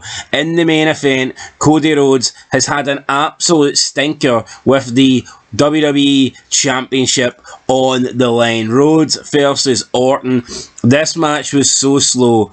These two guys plodded their way through the entire thing. I mean, it was just so slow paced, snail pace. I mean, I don't even think it was snail paced because snails move. This was more like a corpse pace because corpses are dead and they don't move, and that's what this match felt like. It was so fucking slow, so fucking boring, and it never really picked up at any point. I mean, it was the longest match of the night, but even then, just under 23 minutes, that's not overly long. It's mental. It is mental how little wrestling they actually fit in now to a 4-hour fucking show, across, each night. So night one was about 4 hours long, but the matches didn't even add up to an hour and a half. I did the maths in my head. It was like about an hour and 25 minutes or something like that. I mean, it's actually crazy how little wrestling you get on these shows, and the match tonight that had the most wrestling was just so fucking boring. I mean, the most boring matches tonight were the matches that went the longest. I think that sums up WWE. You can't really say any more than that. It's almost like the longer the match goes now, the worse it's going to be, whereas back in the day it was the opposite. The longer the match went, you were getting a classic, but now they just seem to, the longer it goes, the more they bore you, and this match bored us. So you get Randy Orton coming out with McAfee. Cody Rhodes makes an entrance where it shows all these different versions of Cody. All these versions that were better than the American Nightmare. I mean, I don't care what anybody says. Dashing Cody Rhodes / undashing Cody Rhodes is better than the American Nightmare. It was more over. It was more entertaining. I was a Cody Rhodes fan back then. I liked Cody Rhodes back then. That was way better than what we get now. So he comes out, we get the match, McAfee attacks Rhodes, Rhodes fights back, Jelly Roll's there, Jelly Roll hits an elbow drop through the announce table. He got about 1 foot, I think, in the air, or 1 foot even, not plural, 1 foot, and that was enough to rule out McAfee for the entire match. So McAfee got stretchered to the back. They put over the fact that Orton's got a back injury, and I think that the back injury was supposed to just be kayfabe. I think they were trying to put over Orton's going to struggle here. Orton's injured. Orton's equaliser and McAfee's been taken away. But the way this match went, honestly, if somebody told me that Randy Orton got his spine removed the night before, I'd probably believe you because the match fucking sucked. It didn't make any sense to how bad this shit was. And even before both guys could hit their finishers, they start stealing each other's finishers. I mean, made no sense. Cody Rhodes pokes the eye of Randy Orton. Then Randy Orton accidentally RKO's the ref, thinking it was Cody Rhodes. And then Cody, like an absolute dumbass, just walks over to the referee and checks on the referee and turns his back to Randy Orton. Is it just me, or is this psychology just extremely shit? Why would Cody Rhodes check on the referee when he's not even in a position to win the match? Normally you would go for the cover, the referee's not there to count the three, and then you look around and you go, oh shit, the referee's out, I need to revive him. But no, Orton hit the RKO on the referee, and the first thing Cody did was check on the referee while turning his back to Randy. This shit is so fucking phony, man. Honestly, if you know anything about wrestling and then you just watch it nowadays, there's so many holes you can pick in it. This doesn't make any sense. Why Cody would like I say, turn his back on Randy Orton in a title match, but he did it. Orton went for the low blow. Cody countered it, hit a low blow on him. We then got a crossroads, we got an RKO, we got this, we got that. Orton hit an RKO he countered the Cody cut into an RKO. Pat McAfee ran down with a zebra shirt on, neck brace on. Both guys are bleeding at this point. McAfee gets in the ring. Orton only gets a 2 count. Orton's upset at the 2 count, so he RKO's McAfee, but then Cody Rhodes hit him from behind with the crossroads, and then you had what's his name, Little Nate counted the 3, and that was it. I mean, like, what a lackluster, anticlimactic end to the match. So McAfee runs out to try and count the 3 for Orton. He doesn't get the 3, so therefore Orton takes his frustration out on McAfee, RKOing him for whatever reason, for no reason, to be honest. Why not? Like, why wouldn't Orton just hit Cody with another RKO? You can clearly see you've got McAfee there, your guy's there in the referee shirt to count the 3 and win you the match. Why wouldn't Orton, you know, it just doesn't make any logical sense why Orton would attack McAfee and not continue to attack Cody Rhodes when McAfee's playing the role of the referee. Just fucking retarded, guys, like I said.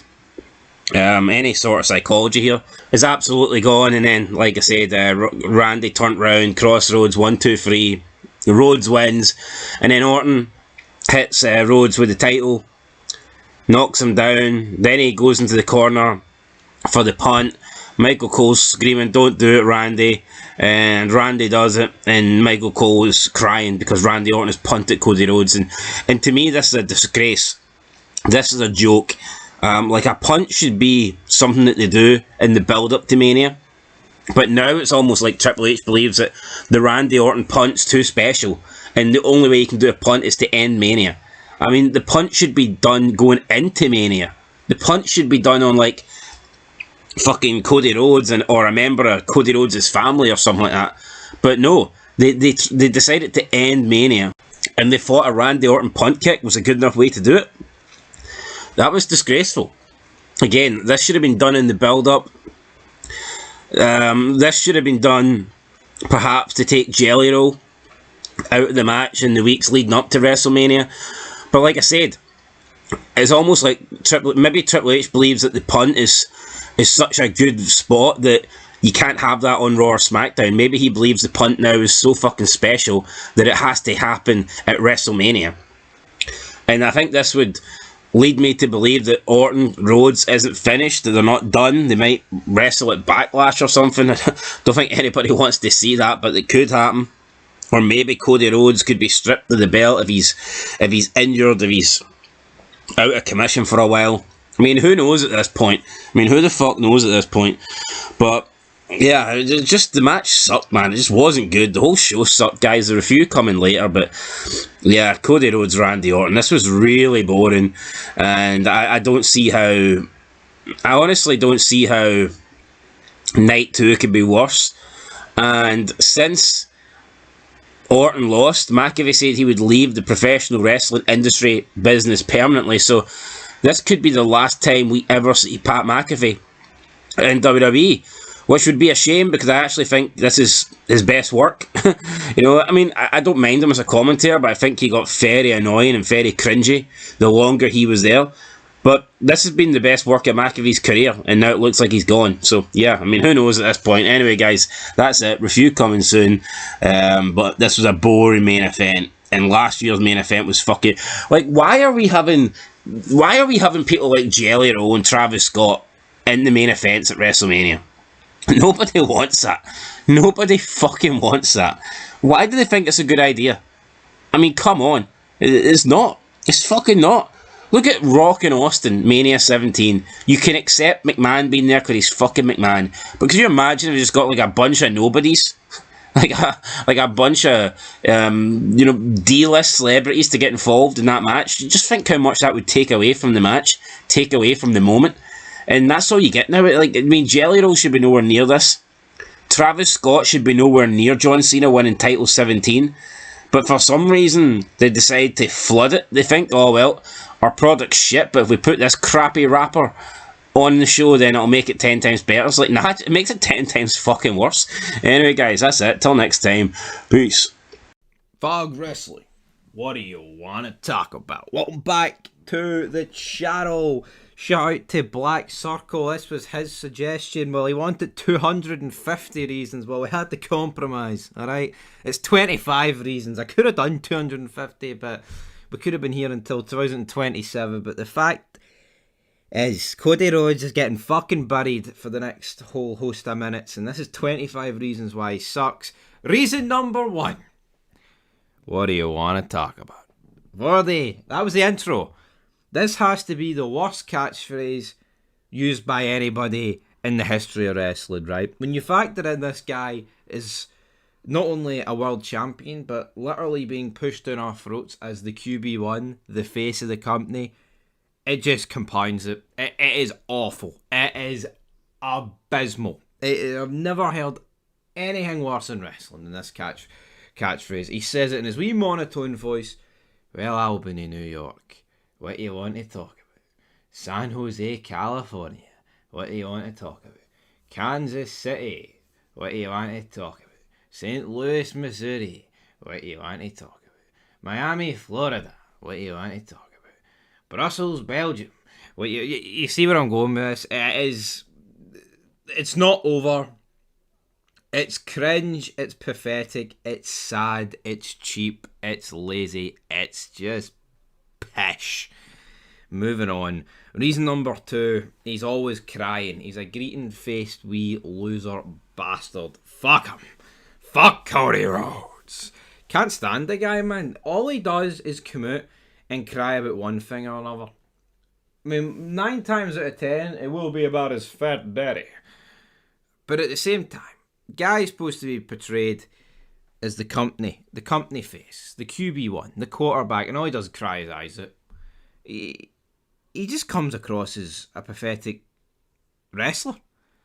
Could you imagine if Austin came out every week in the 90s crying his eyes out?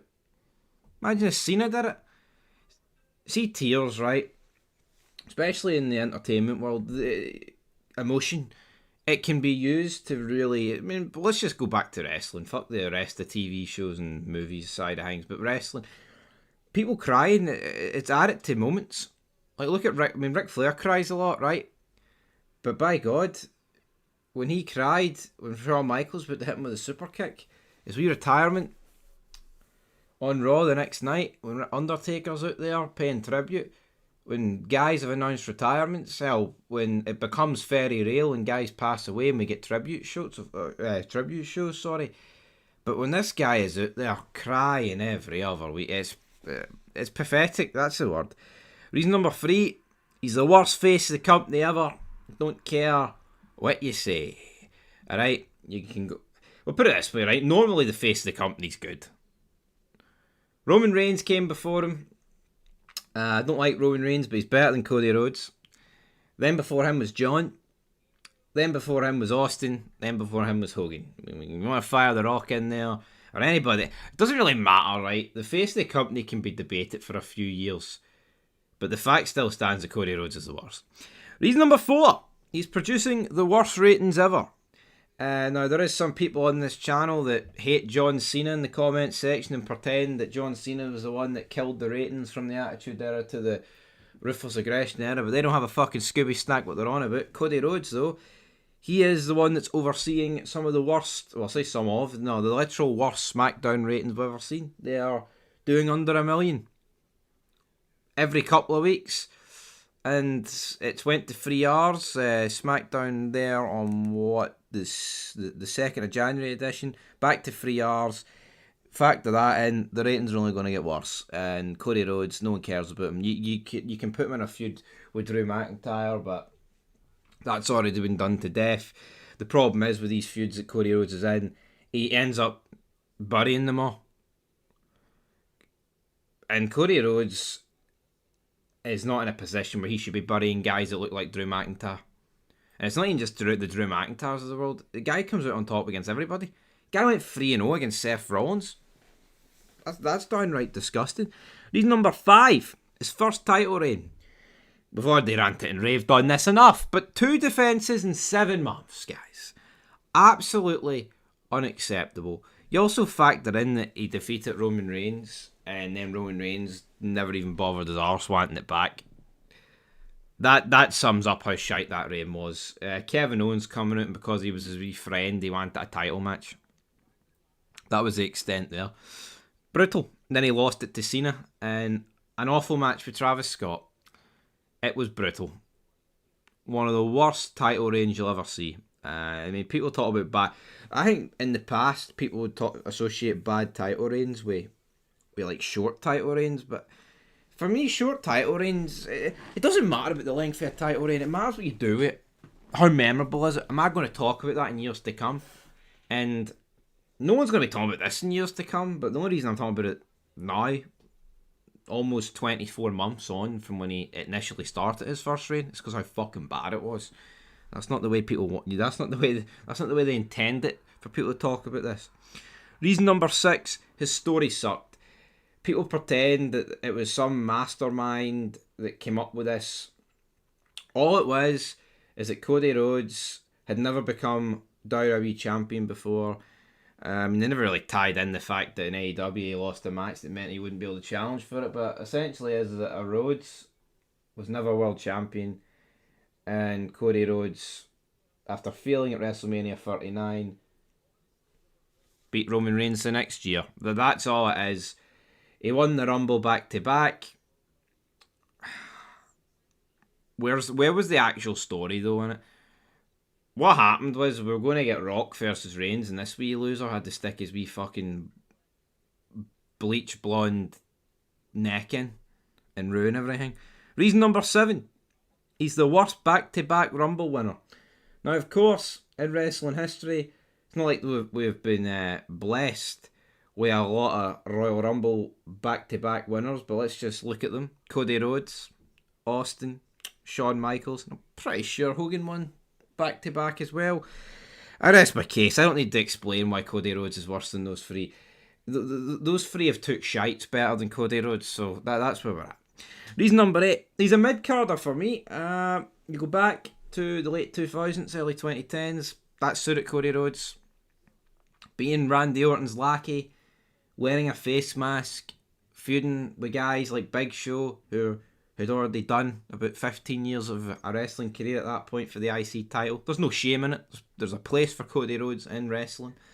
But it's a mid-carder. Nothing more, nothing less. Reason number 9. His podcast absolutely fucking sucks.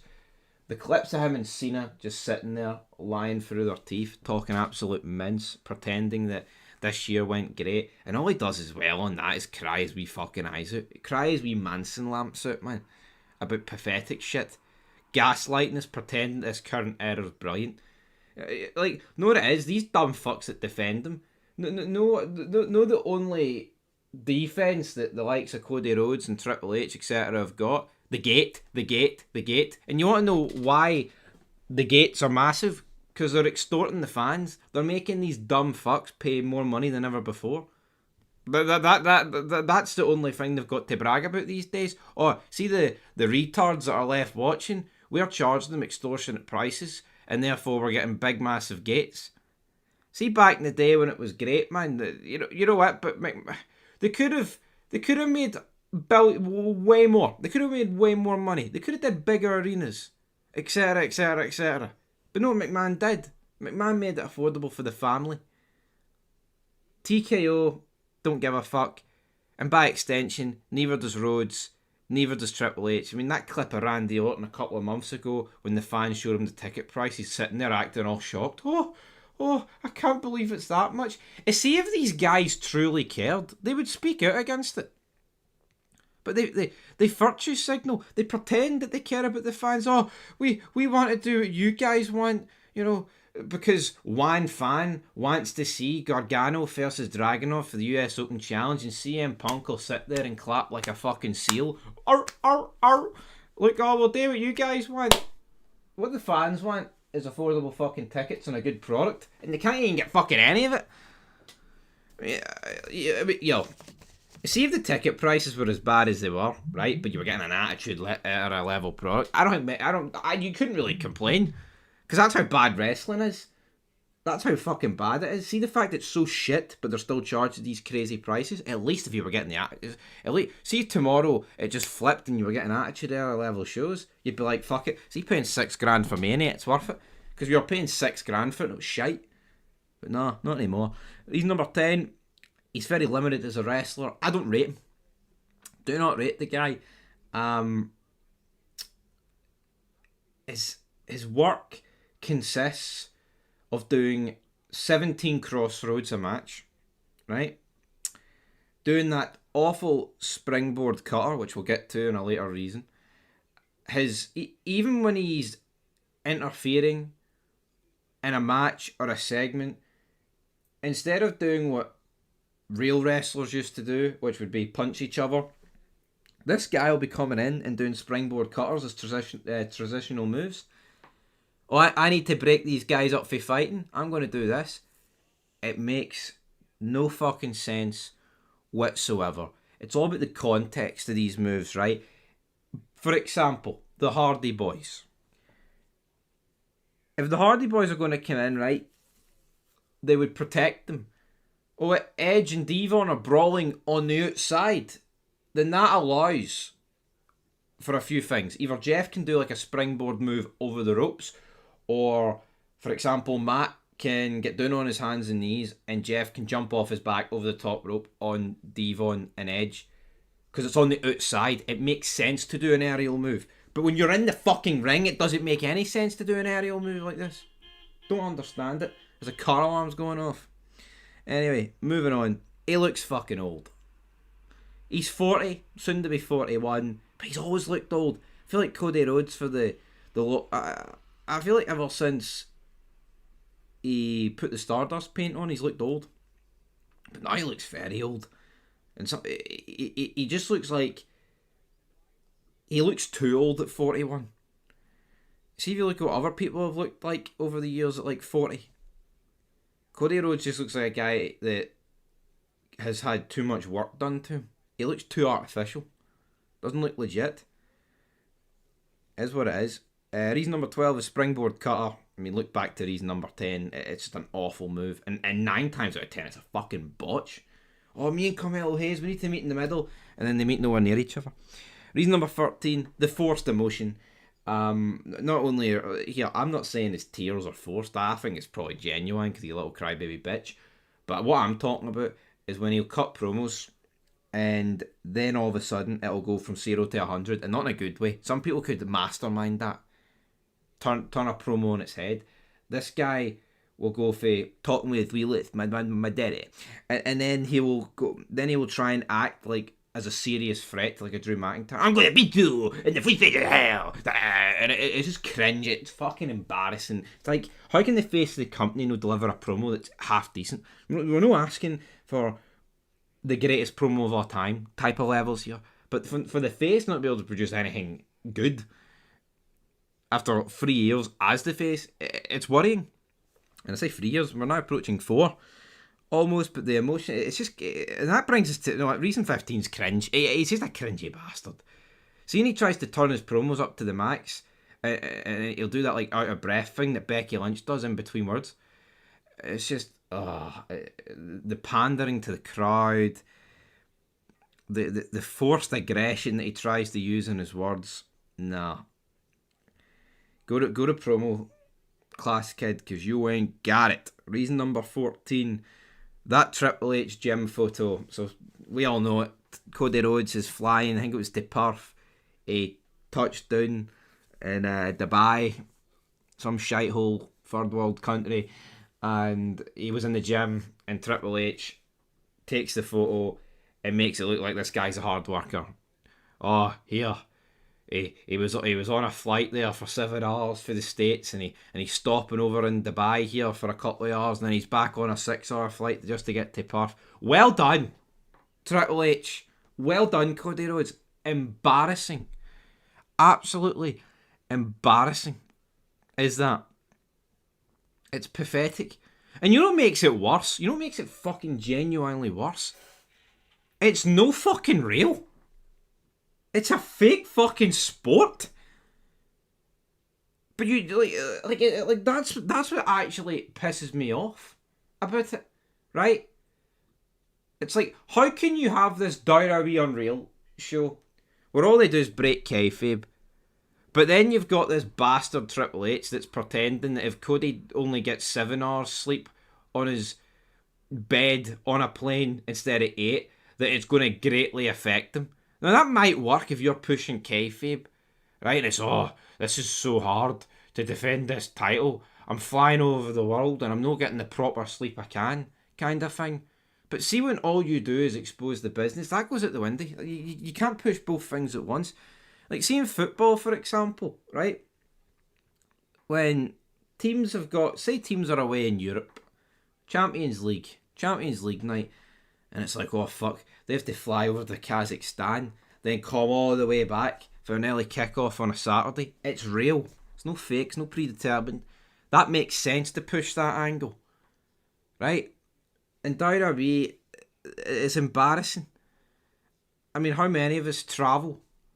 No one deserves a pat on the back or a medal or a WWE championship for going to the gym in between flights, in between trains or whatever. But Triple H was pushing this narrative that this guy has got, oh man, that he's like the second coming of Jesus because he went to the gym. Embarrassing. Fuck it. I mean, anybody can pay £8 a month to get a Pure Gym fucking membership. Well done, Cody. Well done to you. Right, we've already did reason 15. So moving on to 16. He ruined Rock versus Roman. Now, I'm not going to sit here and pretend that Rock versus Roman would have been good, but I do believe it would have been better than what we got, which is this crybaby loser bastard winning the belt at Mania 40. That's what the Bloodline should have ended with. And I think because we did just get Cody Rhodes, the Bloodline, which is, oh, it's the greatest faction we've ever seen, it's the best storyline of the decade, yada yada yada. It never got a definitive end. It never got it.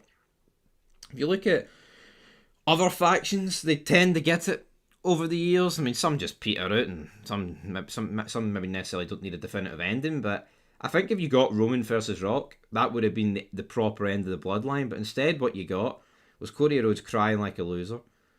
Then you got The Rock coming back. I mean, you got some good stuff with The Rock a couple of years ago, beating Cody Rhodes up bloody in the parking lot. But then what you got was just a bunch of guys coming out interfering in Bloodline business in that match with Cody Rhodes. Cody Rhodes wins, and then Roman Reigns just takes months off. But or did I say Cody Rhodes takes months off? No, Roman Reigns takes months off. But I think if you got Rock versus Roman, it could have tied up the Bloodline. Someone could have got the Ula Fala in them, and you could have moved on to new things while ending something. I think it just left that door. It's left that door slightly ajar, but it's never going to be returned to because the Bloodline's done.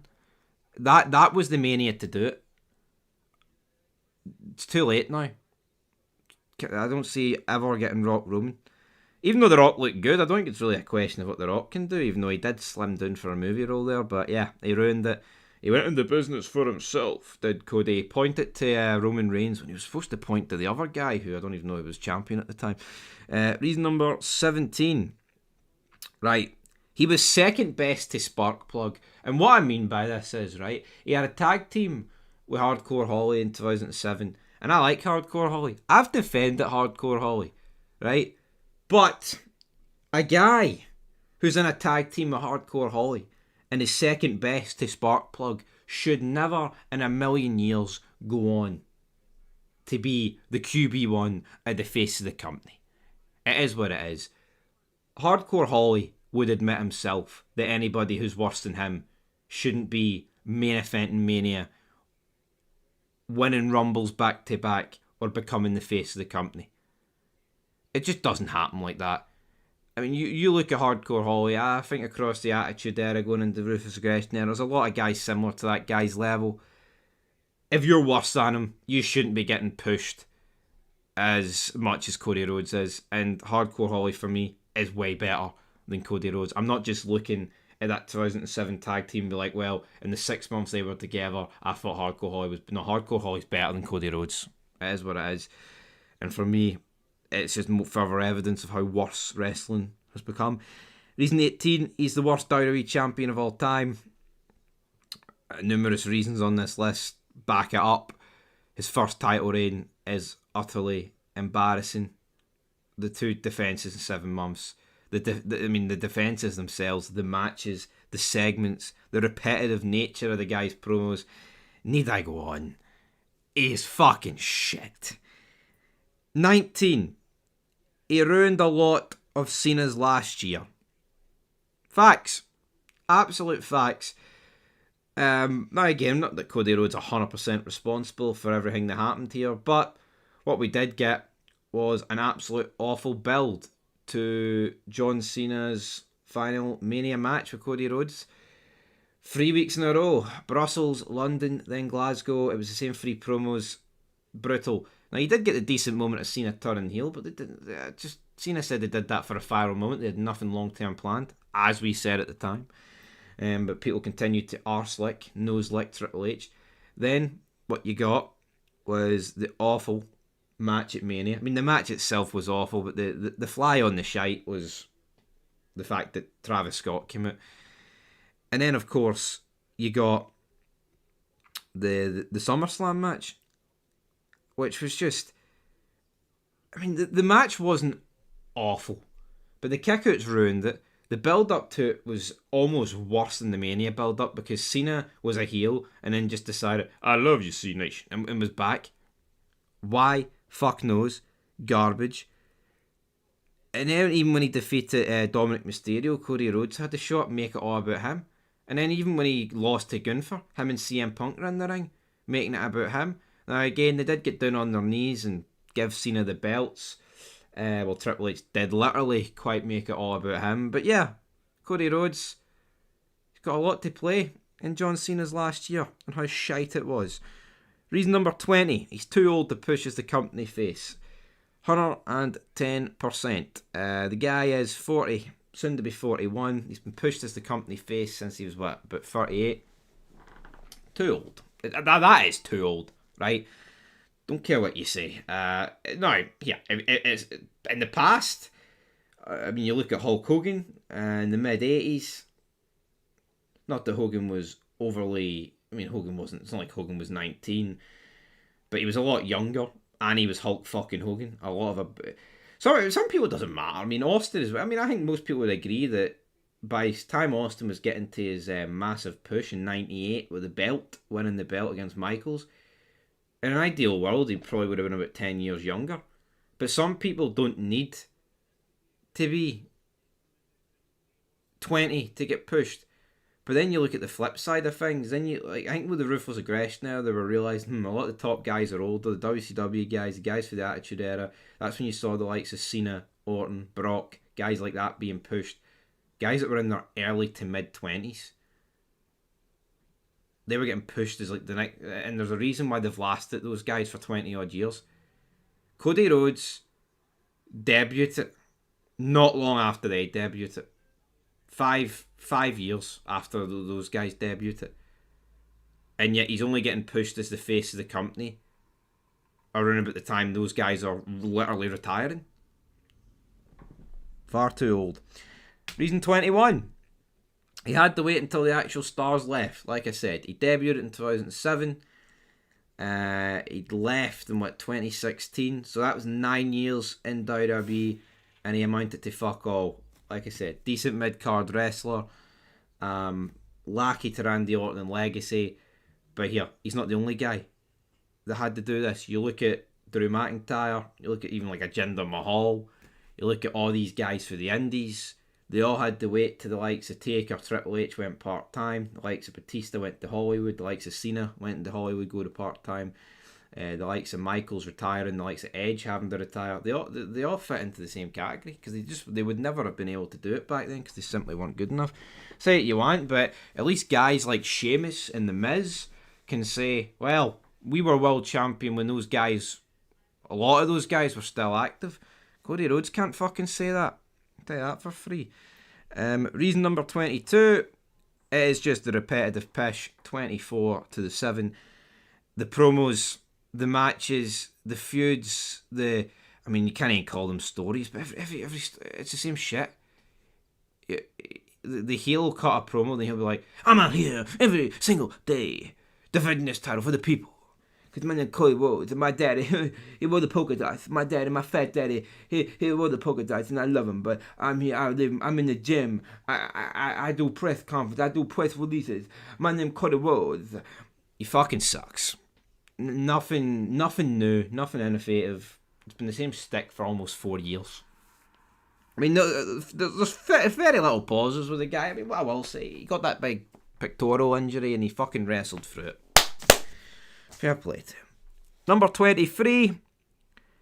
The experiment has failed. It's been 4 years of this.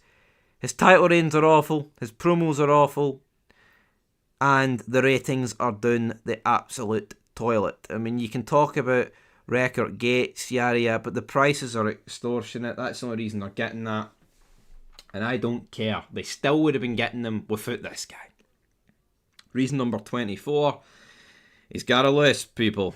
The face of a company with a lisp don't work for me, brother. And then the final reason.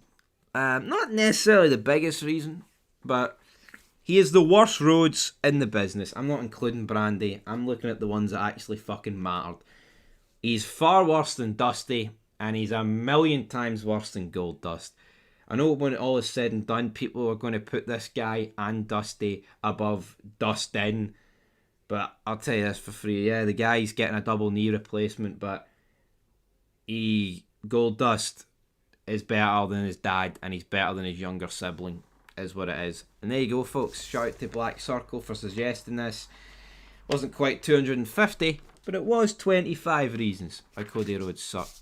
Maybe one day we'll revisit this when all is said and done, but yeah, that's all we had to talk about today. Till next time, peace. Fog Wrestling, what do you want to talk about? This is 10 reasons why Cody Rhodes sucks. Reason number 1, he's a mid-carder. I've already made a full video explaining why he's a mid-carder, but he just is. He ain't a main event level player. He's not up to much, Cody Rhodes. I think the guy honestly sucks.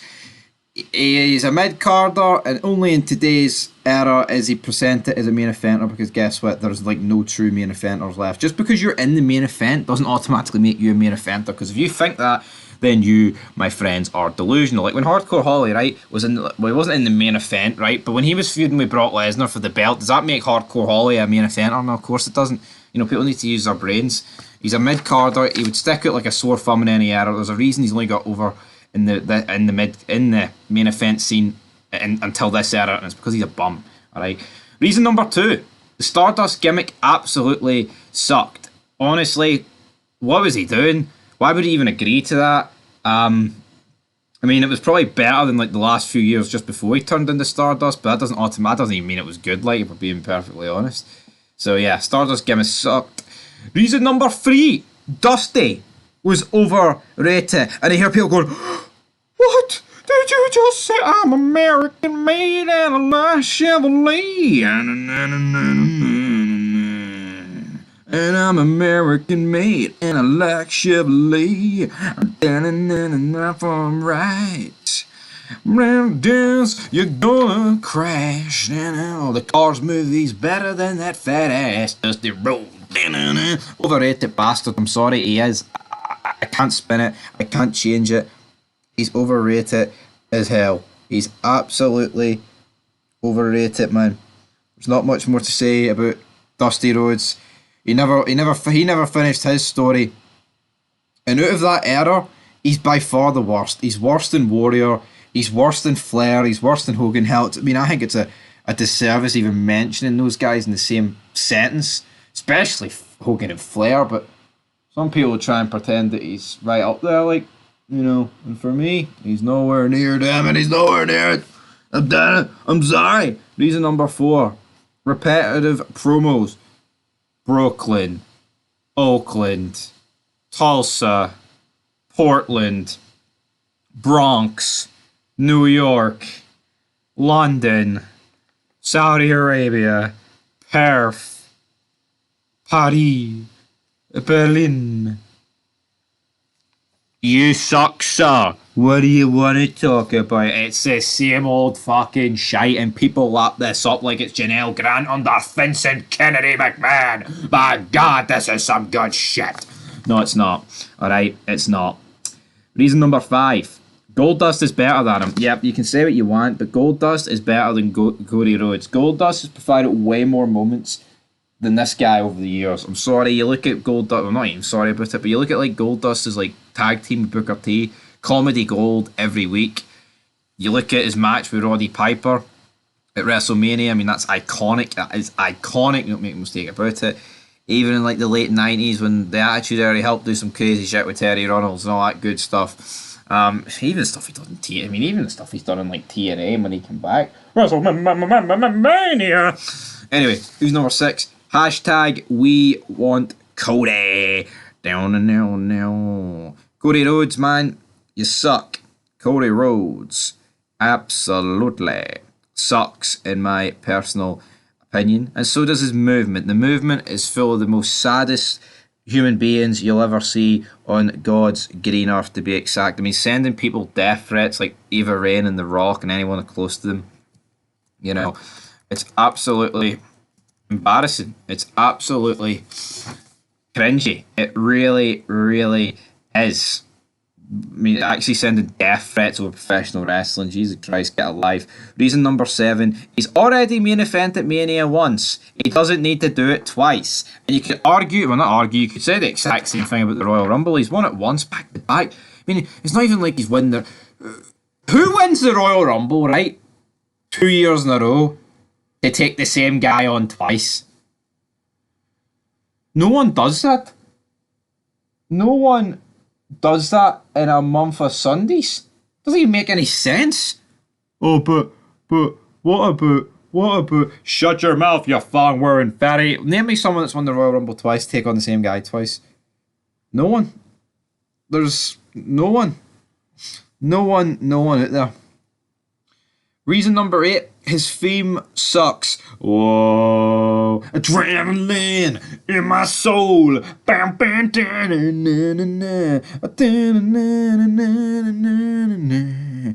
whoa. The theme is nae even that bad. It's all the sad little virgins in the front row singing his theme.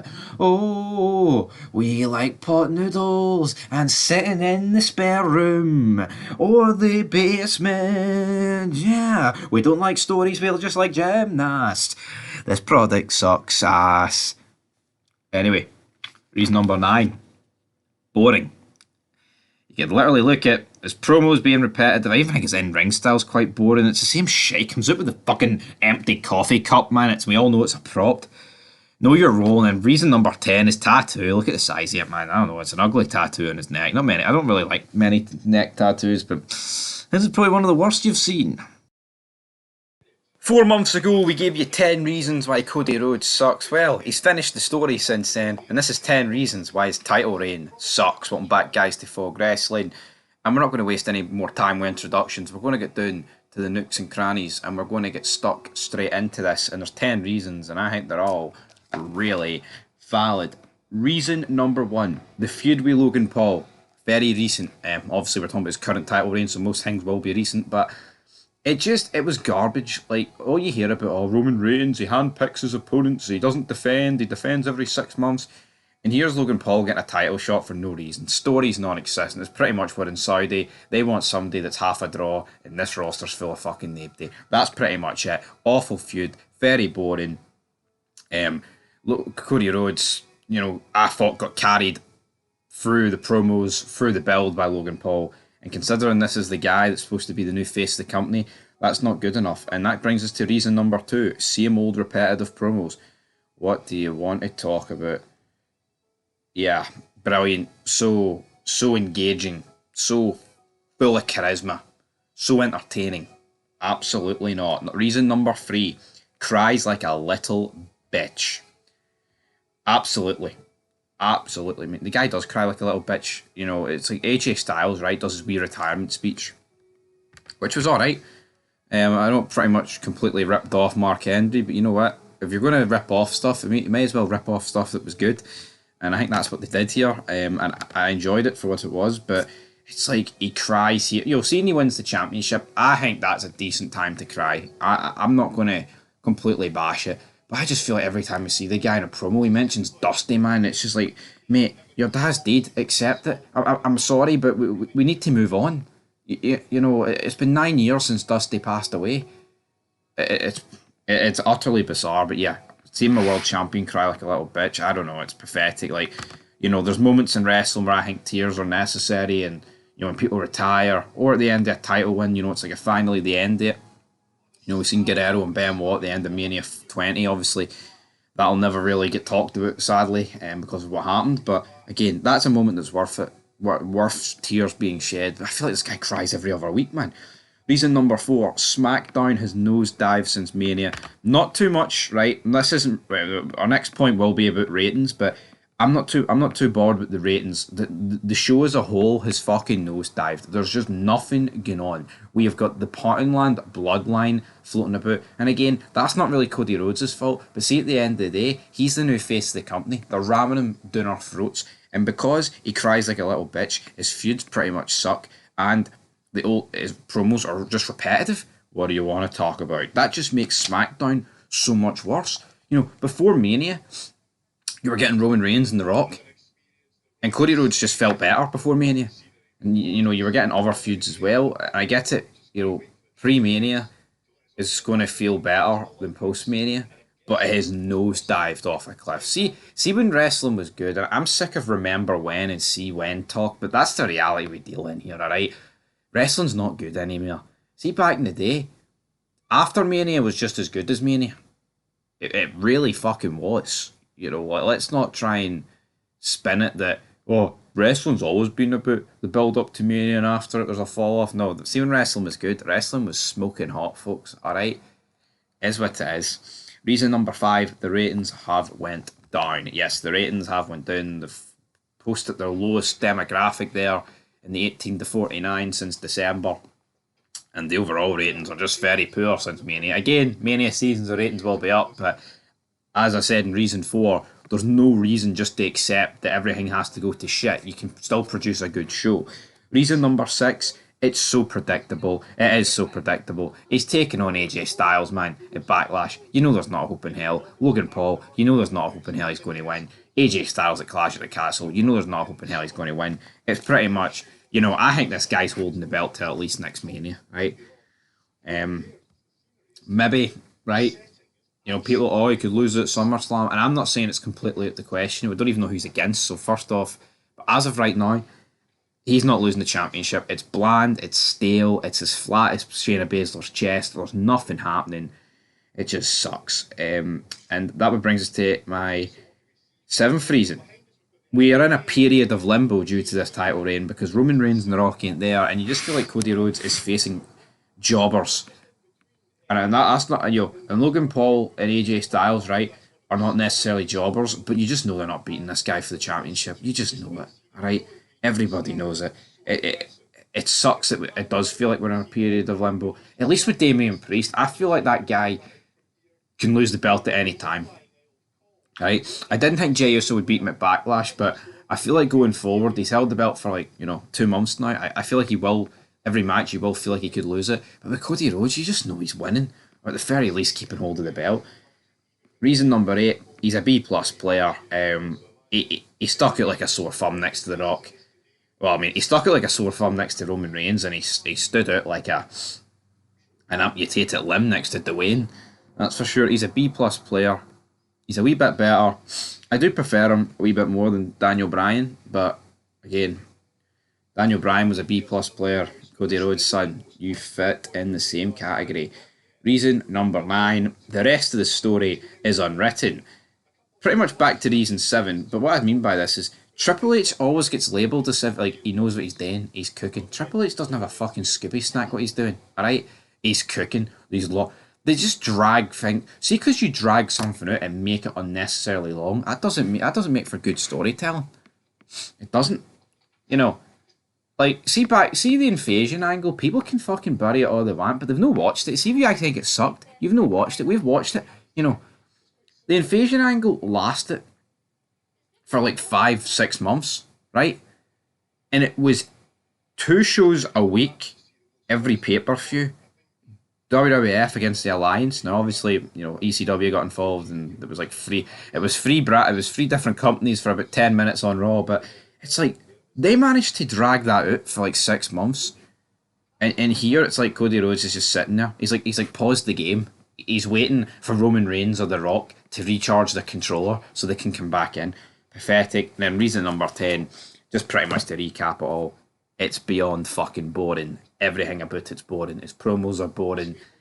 You know, the lack of believability that anyone can take the belt off him is boring. He just fucking sucks. Alright, let's not. It sucks. And I'm seeing people say, I've typed it into Reddit and they're like, oh, you have to give him longer. You have to give it another 6 months to see how the title reigns. We have to wait. So we have to wait 8 months to judge a title reign. You know, once upon a time in professional wrestling, 8 months holding the world title was an excruciating, incredibly a long amount of time. See, these days, it feels like the average. It's utterly bizarre. But anyway, guys, that's 10 reasons why Cody Rhodes' title reign sucks. You could go in a lot harder than what we've did here, but you know what? Let's keep it family friendly. Fuck family friendly, man. Cody Rhodes sucks. Get in the bin.